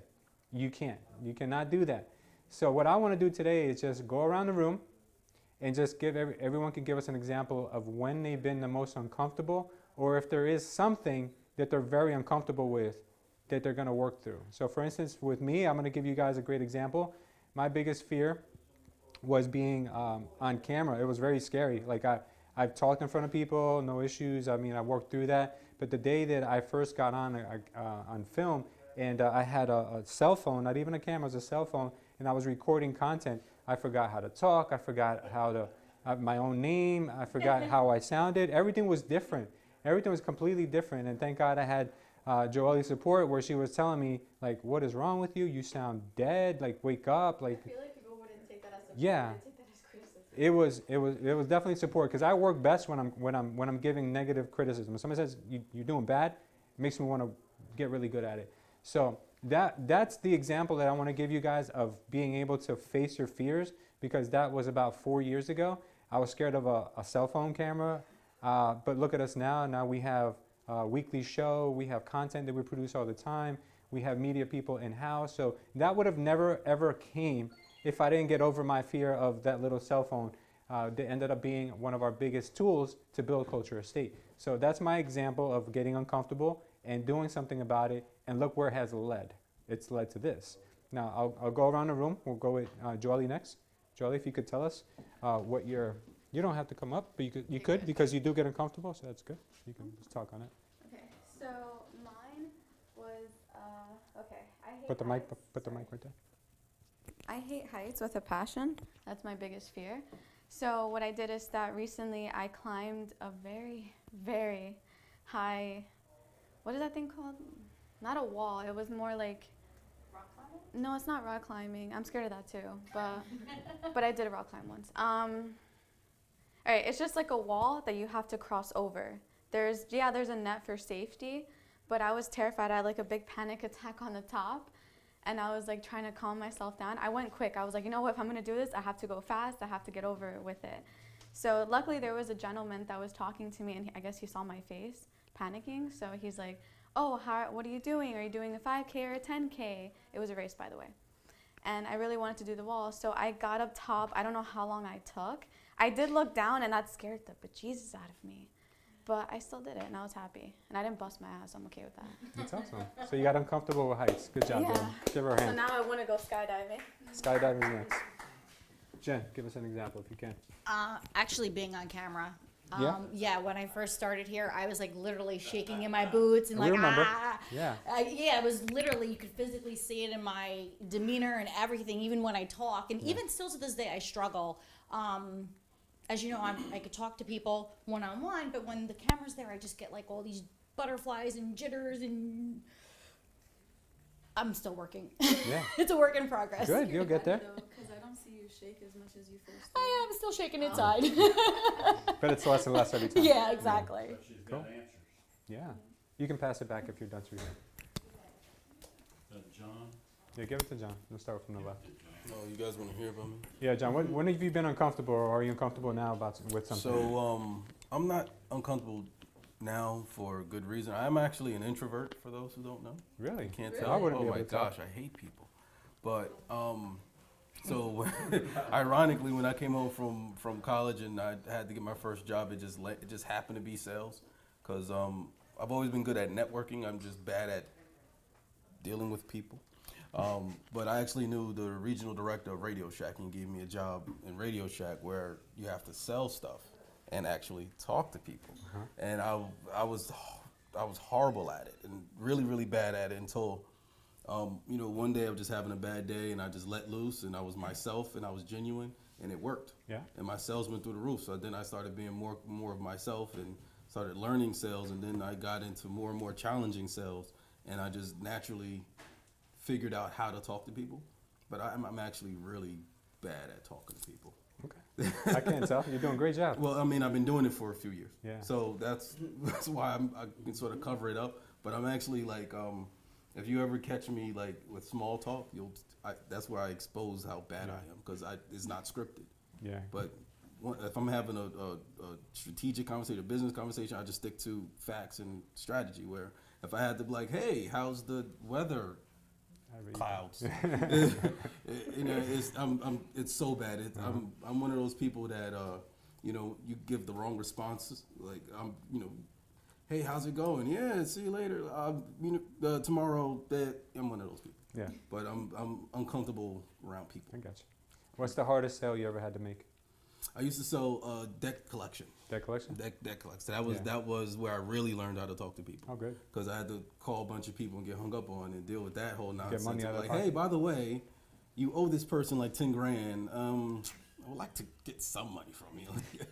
So that's where a lot of my I gotcha. experience came from. All right. Ryan, you got something for you?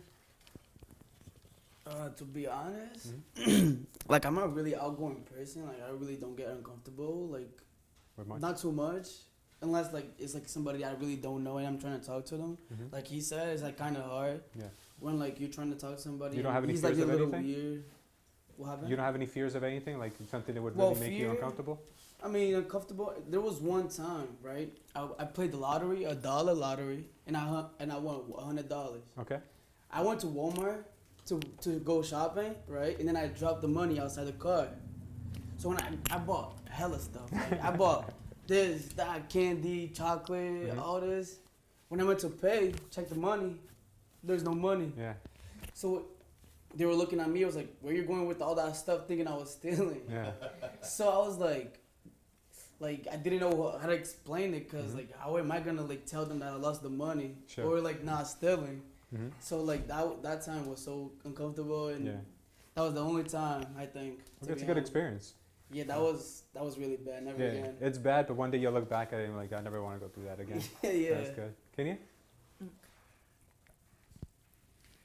So to build on what John and Jen and you have said, I can definitely relate to that. With me, it's the camera. Mhm. I've always worked with people, but just being in the spotlight really kind of makes me freeze up a little bit. So I'm getting over that. I'm getting over that here. Yeah, I see that. And also just getting out there because I've always maintained like a level of privacy and anonymity, and with this business your name is out there, your face is out there, you have to market yourself, and I'm getting over that. So it's still a little uncomfortable for me, you know, because I do like my privacy, but I'm working on that. But So you with can have every day, You could definitely have both. Because you don't have to share what you don't want to share. You know, I mean, there's your phone number, just your face, everything Mhm. is, you know. But it's but I do like working with people, so that's this is helping me a lot, Good. a lot. good. Mike, you want to share something? Sure. I guess when I first started performing on stage, Mhm. I remember I went to like 3 or 4 open mics and left. I didn't even get on. Oh wow. And then I remember like the 3rd or 4th one, this guy went up and was terrible, like really bad. And he was having the best time. Oh, yeah? And everybody gave him a round of applause. And I was like, I know I'm not that bad. And if he could do it, I could do it. And then I started going. I went every week. I started booking my own shows, making money on it. And Mhm. it was all from watching the guy be terrible on stage and not caring. See. And I said, why do I know if I have some talent, why do I care what people think? You know? It's funny where people find inspiration. Yeah. They find inspiration in the craziest places. Mhm. Go ahead, brother. Gaffney now. Good job, Mike. Well, today was the perfect example. Oh, look at that. That's my fear. Yeah, so being in front of the camera, just being in front of people, that's my greatest fear, and I'm Mhm. tackling it so far. Yeah. It's like the more I get uncomfortable, I actually start getting comfortable. Yep. Like right now. Mhm. Like I can't believe I just did that. It's over. I You're can't still believe alive. I didn't walk out. You're still alive. It's fun though. Mhm. It's just a matter of getting used to. That's all. 100%. Yeah. Good. Thank you. Alejandro, how about you, brother? Well, being in this business has been uncomfortable since day one. Mm-hmm. From cold calling, from door knocking, from go to listings appointments, from being in front of the camera, like everything was making me uncomfortable. Now it's like, since I've been doing it over and over and over again, it's like now it's just normal. Yeah. And then invest in myself, my own money. Yeah. Taking the chance to buy a house without having Seeing money it. to close. Uh-huh. Just putting all my days in one house, and you telling me you will figure it out, and I did, and I already purchased it's gonna be my 4th Yeah. house. on I the remember country. the first time you bought a sheriff's sale. Yeah, you I were was so scared. nervous. I was scared. I was like, was "Don't worry scared. about it, You you was got like, this." you'll figure it out. It was not easy at all, Mhm. but I did figure it out. Mm-hmm. Then you made money. That's Mhm. great. Yeah. Tom, you got something? Yeah, I can talk to you about something for a minute. Yeah. When I was a young person, I was always playing sports, and I was never in the crowd. I was playing, I wasn't in the crowd.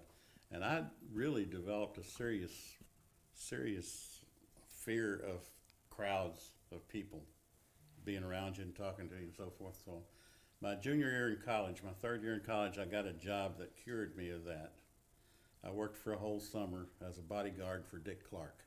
No way. Yes, sir. You guys don't know who American Dick Clark Bandstand. is. Can you explain who Dick Clark is? Dick Clark had a show back in the 50s and 60s and even into the 70s called American Bandstand. It was out of Philadelphia, and teenage girls mostly and would come and they would dance and they'd introduce different songs and so forth. Myself and his brother-in-law were bodyguards, and we just stood around and made sure that nobody got out of control and so forth. And when you went out the door, I was the front guy, he was the back guy, and Dick was in between us because there's 200 or 300 screaming girls right outside the door. Rephrase that sentence. Huh? It's all good. Let him finish the story. How's that? Let him finish the story. That's okay. Yeah, No, I'll go tell ahead. you later. Okay. But anyway, every day, crowd of people. And you go, we stayed in Ocean City, Maryland. Yeah. Flew up to Philadelphia on a small plane every day. Wow. And on the weekends, you were at the house, and you looked at the house. It was about 100 yards to the street, and you could get up at 7 o'clock in the morning and look out there, and out there they were, a crowd of people and everything. I used to put on a bathrobe, walk out there, wave to them, they thought I was Dick Clark, and they screaming, yelling, and everything. Hell, they were 100 yards away. They couldn't tell the difference. Mm-hmm. But that will help. That helped me just get over this crowd stuff because hey, that's a good experience. Wow. Yeah, that's true. That's an awesome job. Yeah, it was a great job. It really was. Cool. I was Can you going guys with pass his that mic back sister-in-law. up to the front? Yeah, I was going with his sister-in-law at the time, so that's how. Oh wow, that's good. Can you just clip it on that where it was before? Yeah, that was a good exercise for us to have with today's topic. Today's quote is, "Success is awarded to those willing to do the uncomfortable." So guys, maybe right now at this moment you can't think of what makes you uncomfortable, but I do guarantee you this: in the near future, you're going to come up against something that is going to be something you normally wouldn't do, or something that is so embarrassing or so scary that everything inside your brain and your amygdala is telling you, no way, don't do it, it's sabotage, it's suicide, it's scary. But when your rational brain thinks about it, that there's really nothing to be scared of, but you keep telling yourself there is.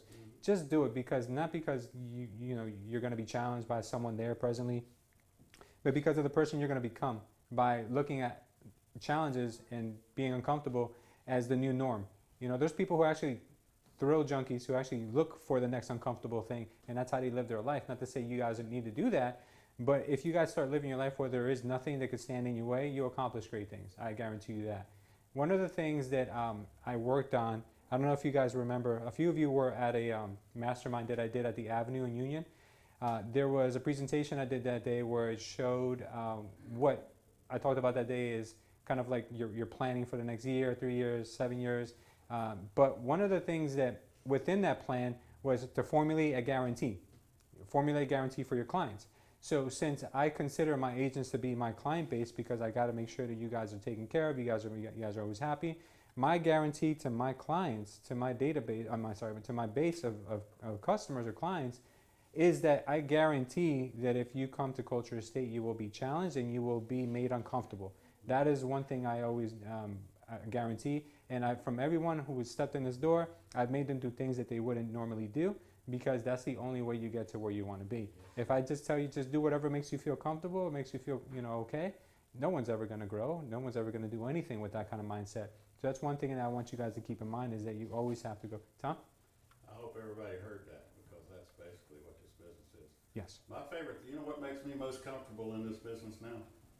Making other people uncomfortable. Correct. Then you're doing something. You're having an impact. As long as I can make them uncomfortable, I know that I'm helping. Yeah. Kathleen, you'll feel better knowing that when I was put on the spot like that at one point, a few years back, maybe 5 or 6 years back, I thought it was the end of the world. I was like, oh my God, am I in a sauna? Why is it so hot in here? But you did great. Don't worry. And if I can do it, you can do it. All right. So next. So a couple of things that I want to talk to you guys. Find out why is it that you're getting uncomfortable. Why is it that you guys are uncomfortable at something? There has to be a reason why you are feeling that way. But most importantly, why don't we switch that why of why you're feeling uncomfortable to the why that motivates you and gets you up every day? Why did you get into real estate? Why do you want to become an entrepreneur? Why do you want to become an investor? What is your true why? When you find out what your true why is, you can do anything, you can get over anything. If your why is strong enough, there is no mountain high enough you can't climb, there is no stage you can't go on. If your why is that strong, you'll find a way to do it. The other thing is listing the possible outcomes. So what can possibly happen? Mike goes on stage, he gets booed. Does Mike die? Do they throw a tomato that hits him right in the temple and he's like, oh man, I'm out? Like, that's not the end of Mike. The problem is that in your mind, you feel like rejection is so strong that you don't want to feel that. So the real possible outcomes are really not that bad if you really think about it. And you focus on what could have gone wrong, you start to think that was pretty silly. Mike? You spoke about it with Derek in the interview about FOPO. Yeah, fear of other people's opinions, FOPO. You guys have heard of YOLO? You know, not you only live once, but you only live once. FOPO is fear of other people's opinions.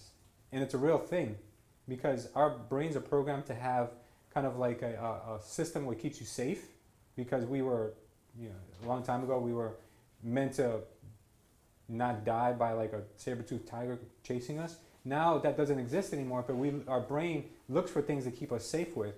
One of those things is being criticized because people hate being criticized, people hate being put on the spot and called out for their negative performances.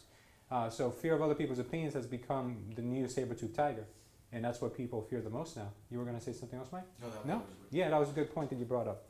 Yeah, so if you guys didn't watch that interview, I suggest you go back and check that out. It was a really good one, especially with Derek. He's a great character. The other thing you got to do too is figure out, okay, who are my mentors? Who are the people that I want to strive to be like?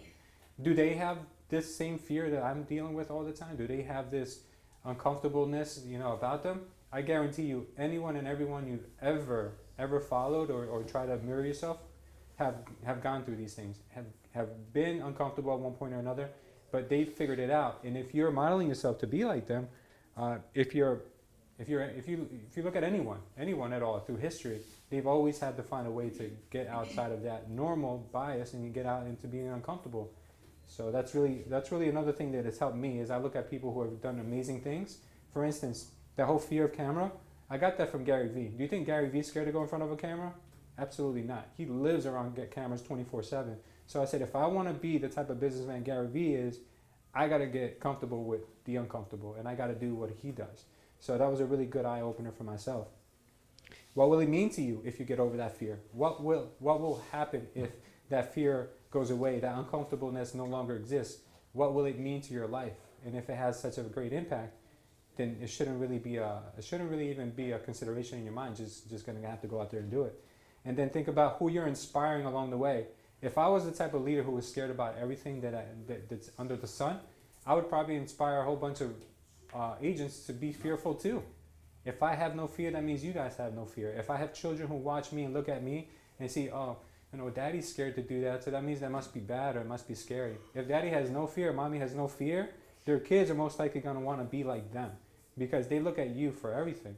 I always tell my daughter, because my daughter's now starting to get this fear of heights for no reason. Like it'll be like this high, and she'll be climbing, and she'll already get scared. And I keep telling her, I was like, look, that's not.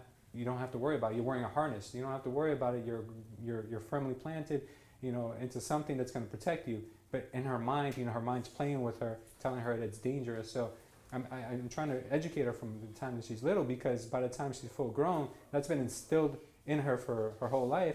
You want to make sure that you catch it early on when you have kids. And the same thing when it comes to adults. Adults have to be also encouraged to not be scared of things that have no real impact. I remember there was a time when I was scared of deep water, like really, really deep water, like ocean water, right? You guys know what I mean, right?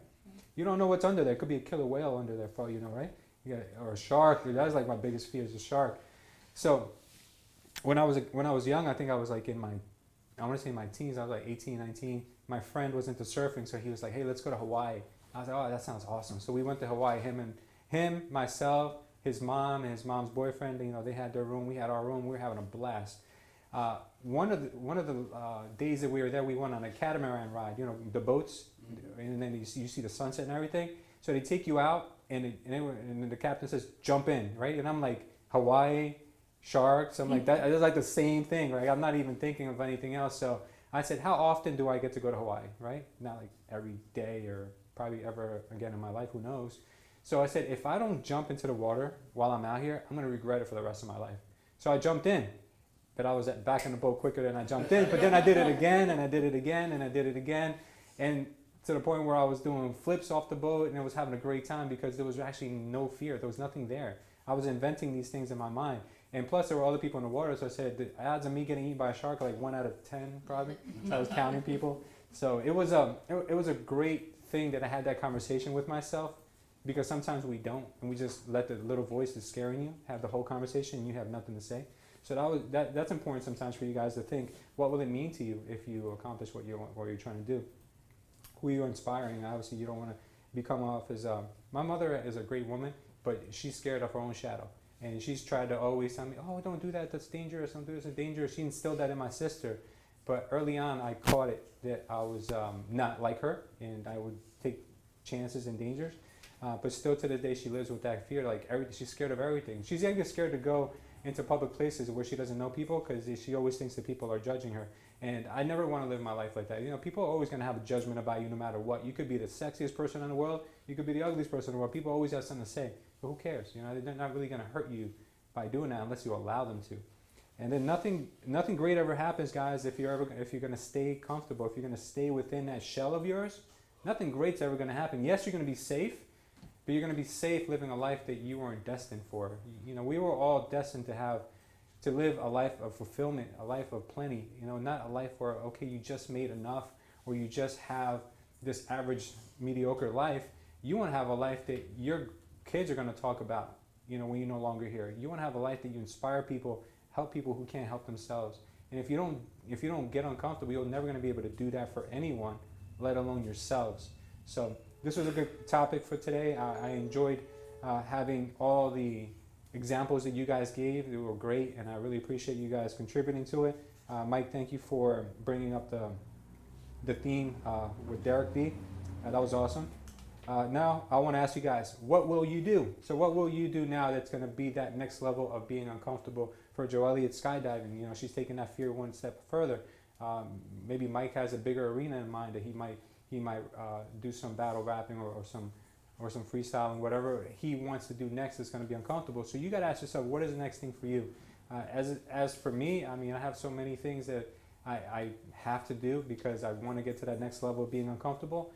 But I'm always adding to my list. So just make sure that you guys always have something that's that next level, okay? Don't ever stay, just because you conquered it, that's where you end, because that's when you start dying. If you're not growing, you're dying, all right? So make sure you're always pushing yourself to the next uncomfortable level where you now have to start to question yourself.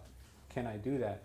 What will happen? And if you have to question yourself, then it means it's the right thing to do. You have to do it, all right? Thank you guys for that. We're going to cover now our announcements. Before I jump into our announcements, let me see if we can do this now. How much time do we have? What time is it? It's 11 o'clock. It's 11 already? Okay. It's 56. 56. Okay. So I have a few minutes to cover this. I know I promised you guys last week, so I'm going to cut the round table kind of short because we did do a lot of role play today. The roundtable today that we're going to talk about briefly, and I say briefly because I'm going to educate you guys on it to the point where you understand it, but I just made a video that's going to be released very soon about this topic more in depth, okay? So pretty soon you guys are going to start hearing the word, if you haven't heard already, the term iBuyer. An iBuyer, what is it? An iBuyer is a group or a company that goes out and they buy real estate, they buy properties from homeowners directly. But the way they do that is a little different. They use technology. So what they use is they use their websites where people can visit, they can type in their address of their house, and they can get an instant offer on their property. Now the advantage is that people have these people who can buy your home at 2 o'clock in the morning if you feel like selling your home. You get up, you're like, oh, I can't take this house anymore, the pipes keep squeaking, I'm going to sell my house. You wake up, bang, you get an offer right away. You can accept that offer, and then they will close like an investor, which means that they will not give you a mortgage contingency.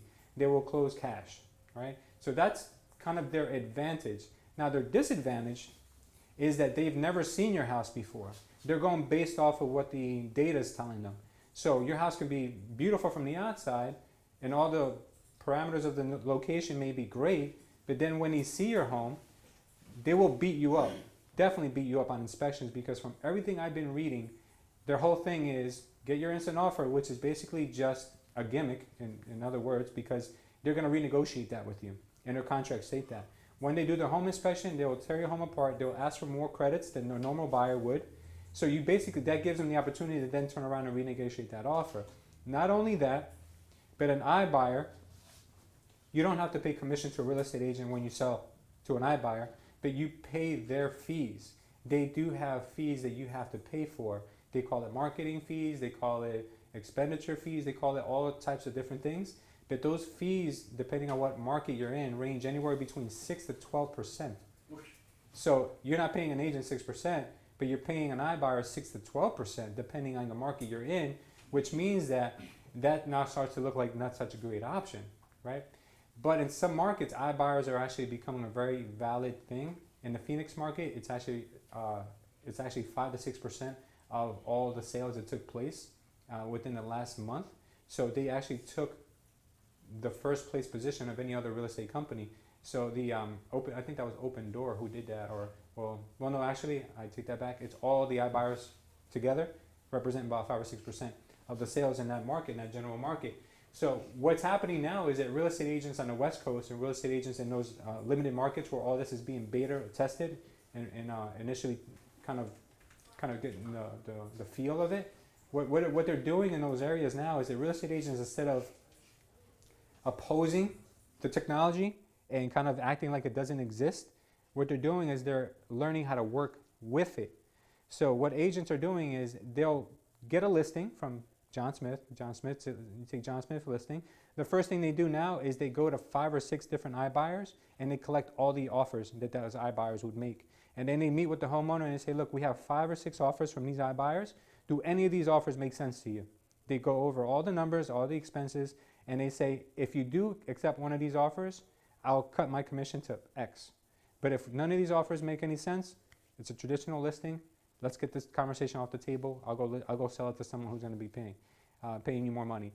Long story short, people who sell with iBuyers get about 11% less than they do when they sell traditional ways. And this is not numbers I'm making up. This is all data that I've researched in order to do the training that I'm going to be putting out pretty soon. So you guys have to understand that the iBuyer will be in your market soon. And when it does come around, you guys have to know how to deal with it. So if somebody meets with you and they say, look, Jen, I'd love to list with you, but I just got an offer from an iBuyer on my house and I could sell it to them for $240. You're telling me I can get $260. Why don't I just sell with them? I have to pay you commission, I have to wait for a buyer. I just want to sell to them. Now we have to start role playing this. Oh, really, Mr. Seller? $240. Have they already done their home inspection on your house? No, they never seen my house. Okay, but how do you know that that $240 is not going to get renegotiated? Well, I don't know. What do you mean by that? Well, this is how they operate. So now we have to start throwing this into the mix now, instead of just like, oh, I could sell it myself. No, now I could sell it to an iBuyer. Now, guys, if you don't think this is a real thing, Zillow's in the game. Redfin's in the game. Keller Williams is in the game. Last week it was announced that Realogy is now in the game. You guys know Realogy, right? Realogy owns Coldwell Banker, Century 21, Better Homes and Gardens, ERA. And has a contract with Amazon. Exactly. They're in the game now. So guys, this is not something that is a flash in the pants thing that's going to disappear. This is something that's going to be coming. And if we don't prepare ourselves for it, we will definitely be feeling it later. Because remember, guys, the people who always oppose technology and anything that's new are always the first ones to perish. So we don't want to perish because of a lack of knowledge. We want to be able to see how can we work with this, or how can we countermeasure this? How do we know our value? How do we know what we can provide other than they? Because we can't oppose our competition if we don't understand our competition. So the key are the counters. yeah, exactly. How can you work with them? Because guys, we can make a pretty good living selling to iBuyers if we specialize in that and we go and find properties and selling it to them. But is there a bigger fish to fry? Maybe there's a better way to use that in a way where it could benefit you more. So yes, some agents are working with it and it's becoming a legitimate thing for a lot of people, but they're going to be surprised when it comes to inspection time. That's not something I'm making up. That's something that you can read on yourselves. That's when they get their money back. That's when they start to kind of tear apart the whole transaction, tear apart the whole contract that initially put in. So make sure you understand those things. That way you guys can be better informed when the time comes. So if a homeowner ever says to you, hey Ryan, I want to sell to an iBuyer, you don't, what? The hell's an iBuyer? Is that like a new app or something? Like, you don't know what that is, right? You got to understand that these things, and you have to be educated to the point where you can talk them out of that if it's not their best. Because you know what, an iBuyer is normally a bad thing unless their home is a dump. If their home is a dump, maybe the iBuyer is the highest offer, and maybe it'll help you guys. You don't want them to see it. Exactly. So, but you need to figure that out for them. All right. All right. Tom's training Wednesday nights, guys. Don't forget 6:30. 6:30 Wednesday, and Kathleen came in to see you, Tom. Kathleen came in to see you on Wednesday, man. She just missed you. I know. And we Just said missed you. nobody's going to show up because The- it's raining too hard. the and weather I was- left, and 10 minutes later, she showed up. Yeah, weather was nasty that day. Yeah, it was. As far as the book goes, I'm selling the books and selling some of them, and everything we talked about this morning is in the book. So anybody that's interested in buying a book for $40, you can buy a book. I got a couple dozen of them. Tom's I got really books. would like to get this Wednesday night thing going a little We bit. will. Last year we had 10 or 12 people Yes. every week for a while. Wednesday at 6:30 for about an hour and a half. I guarantee you'll learn something. We're getting back in the groove.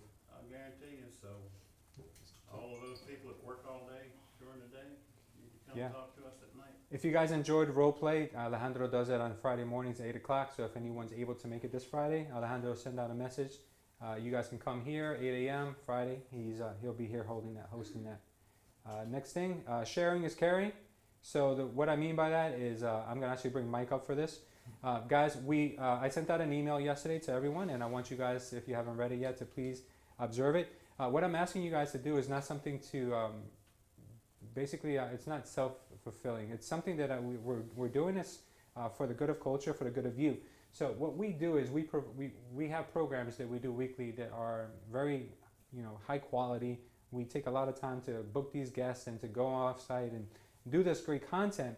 And we don't just do it because we like the way we look on TV or we look on camera. We do it because we're trying to build Culture Estate's name like no one else is doing. Nobody does what we're doing. We don't shove real estate down your throat. We sprinkle in a little real estate here and there. Okay? We're trying to add as much value. We're trying to show the public how we take business owners and we highlight them. We highlight towns. We highlight people. We highlight great things. Why? Because when it comes time to market your home, we're going to use the same type of creativity to market your home. We're different. How are you different? We have our own show, weekly show. It's something that we do to make people aware that we exist. Now, the other thing we do is we have a Mastermind Monday. Every Monday, I've been doing this consistently now, other than the days that we have holidays or I've been on vacation, for 3 years now. And no other real estate company that I know of does it on such a consistent basis. But not only that, the content that we cover is not just how do you write a contract. No, we don't do that. We do how do we become better at marketing ourselves? How do we become better at marketing our listings? What technology can we use to make sure that we get the most money for our clients? The other things we talk about is how do we improve our mindset so we can think outside the box and become better people. Now, if you guys are not using the fact that we take our training so seriously that we do it every Monday, and by the way, guys, here's proof. We have a high quality show that we do on that to train not only our agents, but any agent who's willing to pay attention to it. So what we would love for you guys to do is to share it. If you guys see it on your feeds on social media, just share it to your timelines. Just share it if you can, because what that's going to do, guys, it's going to make our presence grow exponentially. And by doing that, when you show up to a listing appointment, the name Culture Estate is more recognizable. So I can't do it alone, and Mike is doing a great job on the production end. Jonathan's doing a great job on the production end. But we can't also market it and put it in front of everyone's eyes. We need you guys for that. So if you guys can do that, please share it as much as you can. And then when you go to your listing appointment, Mike actually created some slides that you can throw in there. Mike, do you want to show them real quick? Yeah, well, the slides were meant for today. Yeah, so let's pull those up. No, let's pull those up. Yeah. So I just wanted to teach you guys a little bit about the show because at first glance it seems like an entertainment show, but really it's our tool for you guys. And so I was going to, if you could just... Yeah. I think if I do this, I can open them all at the same time.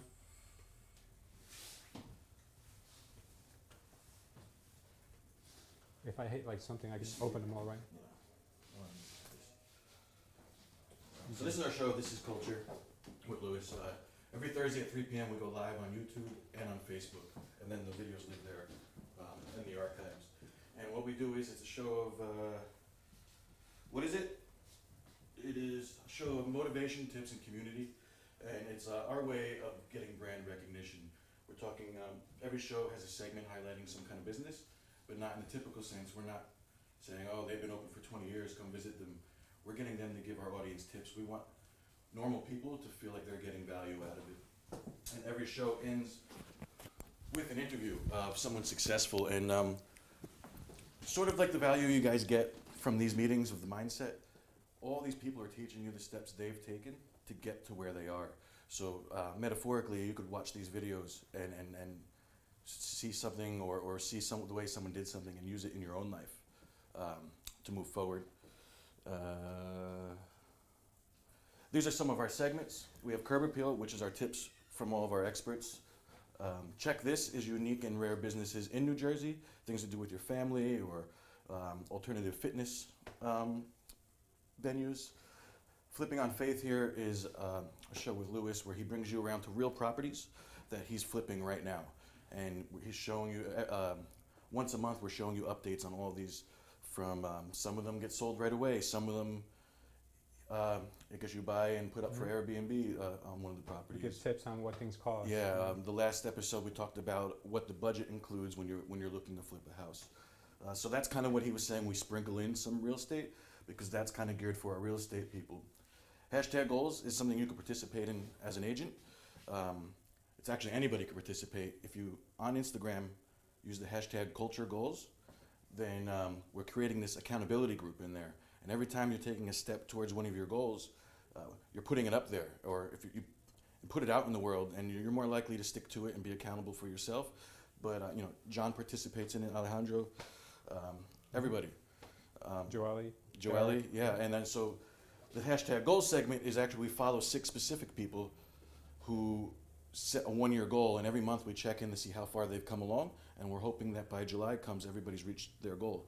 And then next year we'll start a brand new 6 people.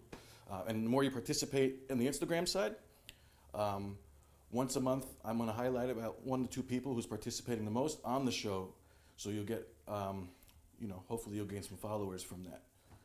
And then the last is culture trends. Every week we talk about what's trending in the world or in the state, just our way of staying a little relevant with the co-host. So I was talking about culture goals there. That's the hashtag if you guys want to use it. Why are we doing this? Because this is a tool for you. Again, nobody's doing this, right? So as an agent at Culture Estate, this is to your benefit, and you need to own it. Like, share these things and say, you know, I'm so proud to be part of Culture. You know, look at this segment from Culture. Check out what Culture's doing. See what, and you say it enough times, people are going to start to get that brand recognition, and you know, no one else is doing it. It gives us the perception of quality, connections, being modern, and knowledge. You know, we're leveraging social media here. You don't have to come up with this content on your own. We're doing it for you. So all you have to do is press share and put a little note with it, and we try to put up 3 or 4 posts a week. So that's 3 or 4 posts for you to put up that are not shoving real estate down people's throats. Because I'm sure you know, you have a friend who sells Avon or something, and all they want to do is sell you Avon, and it becomes kind of annoying. Yep. So we're not trying to shove the real estate down people's throat, but we're trying to show them that we're relevant. Our target audience is not real estate agents. Culture Estate puts out their own social media that is targeted for the real estate agents. Our target audience is your future clients. Your buyers and your sellers who are seeing the content weekly from you guys are eventually going to want to sell or buy a home. And then they're going to immediately think, oh, I saw them posting a lot, you know, and I'm a fan of the show, let me contact them. Also on that note, I'm putting together a webpage of all the businesses we're highlighting and a county by county breakdown with videos to each of them. So if you have someone who's looking in an area or is moving, maybe you have a client who just bought in a new town and they're unfamiliar, you can send them to our website and it'll give them things to do in that area. Another tool for you guys. So share it, tag it, own it. Again, just because we're posting, it doesn't mean you can't own it, post it. My example here is, even though we're posting from This is Culture, you know, I'm so proud to be part of Culture Estate, and we're tagging Culture Estate there. So now that's linking the two companies and looping you in with that. Check out our newest episode featuring tips on how to take better photos, right? People may want to click, they want to get that value. You know, there's a handsome picture of two nice men there. But this happens weekly, guys, and it's easy posts for you guys just to always be relevant and not be shoving real estate down people's throats, but also letting them know that you are part of this modern professional company here. I think that's it. Is it? That's Okay, it. cool. Thank you, Mike. Yeah. That's question. Oh, you can ask questions. Yeah. No, just one thing about this. One of the things that we teach and everything, I've had people ask me, I said, yeah, I'm working at Culture Estate, never heard of it. Mhm. What's that? Mm-hmm. What's that? What's Culture Estate? And then you gotta tell them we're the fastest growing, Mhm. little field. But there ought to be a way to work some of the dialogue from this into that. Yes. You meet somebody on the street and they say, hell, I never heard of Culture Estate. Yeah. What are they? So, You could show them. Mhm. yeah, I don't wanna show them. Oh. Right on the street, we're walking down the street, I can't show them right now. I wanna talk to them about it. So we need to work. Mm-hmm. putting Yeah, together- it's definitely, like I said, it's a tool. Yeah, Yeah. it is, that's what I say. Yeah. Well, we do things differently. I'd start out with, we do things differently. Nobody else does what we do. Mhm. Let me show you, or let me tell you a few of the things that we did, blah, blah, blah. And then I- Right, guys? And also, invite your friends Yeah. to follow the show. Because the more numbers we have on our show, Mhm. when you show someone, it becomes more impressive. But when you just talk about it, Yeah. you just talk about, well, hey, why don't you check in Thursday, da-da-da-da-da. Yeah. You know? Well, and also, because part of the dialogue can be, we have 4,000 followers There you go. just for the show. There you go. You know, and now they That's tune in. like being the fastest growing real estate Yeah. company, da-da-da. So invite all your friends, and also they start associating you with this We ought to work professional. on ought to work on a little dialogue that really ties this thing in. Yeah, we're But, working hey, on I this. want to tell you something. A couple of months ago, a month or so ago, I looked at this thing and I said, what in the hell is he doing that for? You know, but the more you look at it, the more it ties to, hey, this is a good thing. Mhm. You know? But I started out, what in God's, they had a pole dancer on there one day. Yeah. God, what is this? That got your attention, I'm sure. Huh? That got your attention, I'm sure. Absolutely. We got a lot of followers after that episode. Is she gonna buy a house? You know. And you know what the best thing about highlighting business owners, guys, is that business owners know a lot of people. Mhm. So who do you think they're going to recommend? The person who highlighted their business for Help free. them, they'll help you. Plus, our interviews are with really successful people. And part of doing the interviews with them, we're also letting know that we exist. So these successful people also know that culture exists. They come in here and like, what is this place? I'm like, oh, it's actually a real estate agency. Yeah, that's what And I'm saying. it blows their mind, and now they know this is I've here. had people ask me, the culture stuff, do you guys have estate sales? I've had people ask me that, no kidding. You know? Culture, nobody's asked me about yogurt yet, but culture. Does anybody have any questions? That's all of you. Yeah. Yeah, I want to thank you for your feedback on my videos and Oh, stuff. yeah, no problem. It absolutely be helping me Yeah. to make my own. Since you're a professional, I just like a. Ali's been making some great videos of his own, and I think they're working, right? No, Yeah, people are noticing, and I want to thank you. For yeah, no problem. helping me. Yeah. Go, Mike. Yeah. Good job, Mike. Thank you. Like the salesman. Yeah, he's good. Guys, real quick, Alejandro, I appreciate the fact that you were kind enough to thank Mike, but Mike could never help you if you never helped yourself by doing that first video that was terrible. Oh, I don't know. Exactly. So you did the first thing. Oh, yeah. You know, you took the first step. And that's the same thing that goes for any of us guys. We cannot get helped if we don't take that first step. We got to meet halfway. Mike is kind enough to give his expertise, and Alejandro was smart enough to take the first step. So it takes two, and that was a really good comment. Thank you for that. Another thing I want to let you guys know is that podcasts are becoming very, very, very popular. Almost, I would say, to the point where it's going to be surpassing a lot of other mediums that are out there right now. And the reason why is because people now they enjoy to multitask. So what that means is they're driving in a car, they want to hear something. They're working out, they want to hear something.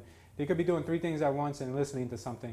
So we do have all of our guest interviews on all the major streaming sites. So if you guys go to your Apple, what's that called? The iTunes? No, is it iTunes? But it's iTunes on Apple? I forget. It's not iTunes. It's Apple Podcast. It's the podcast app. Yeah. So if you go to podcast, Spotify, iHeartRadio, Google, Google, yeah, all the major streaming ones, all of our interviews, the full ones, not the shortened ones for the show, because on the shortened ones on the show, you only get about 15 minutes. But some of these interviews, guys, are an hour, and it's so hard to Mike to edit them because they're so good. A lot of the stuff he cuts out, he's like, damn, I wish I didn't have to cut that out because that was a really good piece. Yeah, I mean, I actually love doing the show. I get so much from the interviews myself. Yeah. If you guys look at it as the tool that it is and not just entertainment, listen to these interviews. These people have done like really great. I mean, we've like Matt Cook is one of them. He's a guitarist who was in a diabetic coma and was dead and came back to life, and now he plays the guitar in the children's hospital, the same hospital he died in. Yeah. It's a crazy story. So he's trying to give that therapy to them, and that's like, you know. Yeah. We had Jesse Lewis, John Lewis's brother, who he was an athlete, all-star athlete, and now he's a motivation speaker, a preacher, like great people. We had Mike's brother the other day on, who's not going to be on for a while until his turn comes up, but he's a survival expert. Like, we have a lot of different people. We have successful women who are doing men's roles. You know, we had a girl, guys, Marissa Rivas, who actually, she knew nothing about the sport, but she became the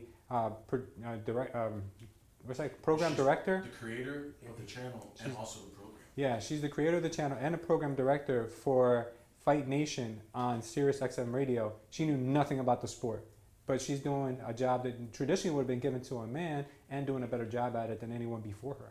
So we have a lot of great people. So listen to the podcast if you guys get an opportunity to do it. The podcast is not called This Is Culture. It's we tried to be a little more accessible by someone finding it by accident with search terms. So it's called Your Life Inspired by Success. Yeah. So we try to put a bunch of keywords in there so people are searching, they'll come across it. You can find it that way, or if you type out This Is Culture with Louis Leva, you have to put with Louis Leva, you'll find it that way too. But like Mike said, that's probably an easier way to find it. But it's great quality stuff, and I'd love you guys to not only partake in it for your own benefit, but give it to your clients. Like if there's someone that you're going to go meet and you haven't gotten to the appointment yet, you say, listen, I'd like to let you know a little bit about my company. This is kind of the marketing we do. Share them, send a couple of links to them. Send them a link for the show, send them a link for the podcast. Maybe they're podcast people. And by the time you get there, you'll be that much more reputable. So it's good stuff. But I know I've taken a lot of your time today, guys, and I really appreciate to have you guys here. Let me just close out with our last. Just hit spacebar on that. Yeah? Okay.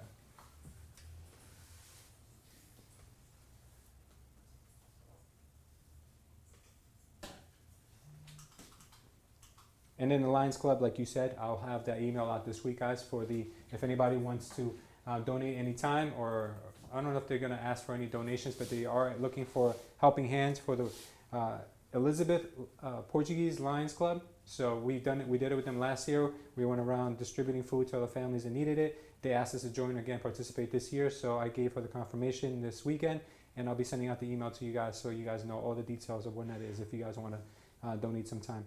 Okay, pretty much it. Does anyone have anything to add or any comments before we close out? What you were talking about, iBuyers? Yes. Received an iBuyer offer. You received an iBuyer offer. You did. Literally while you were talking about it. No way. From who? From Compass. From Compass. That's another one that's doing it too. That's funny. Yeah, guys, it's around the corner. So we'll be ready for it. Okay, let's close out with our prayer. Okay, so everyone. Father, thank you for having us here once again. Thank you for keeping us healthy and keeping us in a mindset where we're looking to grow every day. We ask you to forgive us for anything we have done that's either been against ourselves or against others. We ask you to please always keep us in your sight. Never forget about us, and always keep helping us mature and grow every day, spiritually and also in this world.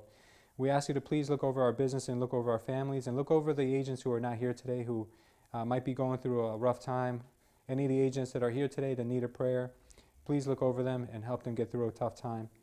We thank you for everything we have in our lives, all the plenty. We're so lucky to have the things that some people in this world do not have.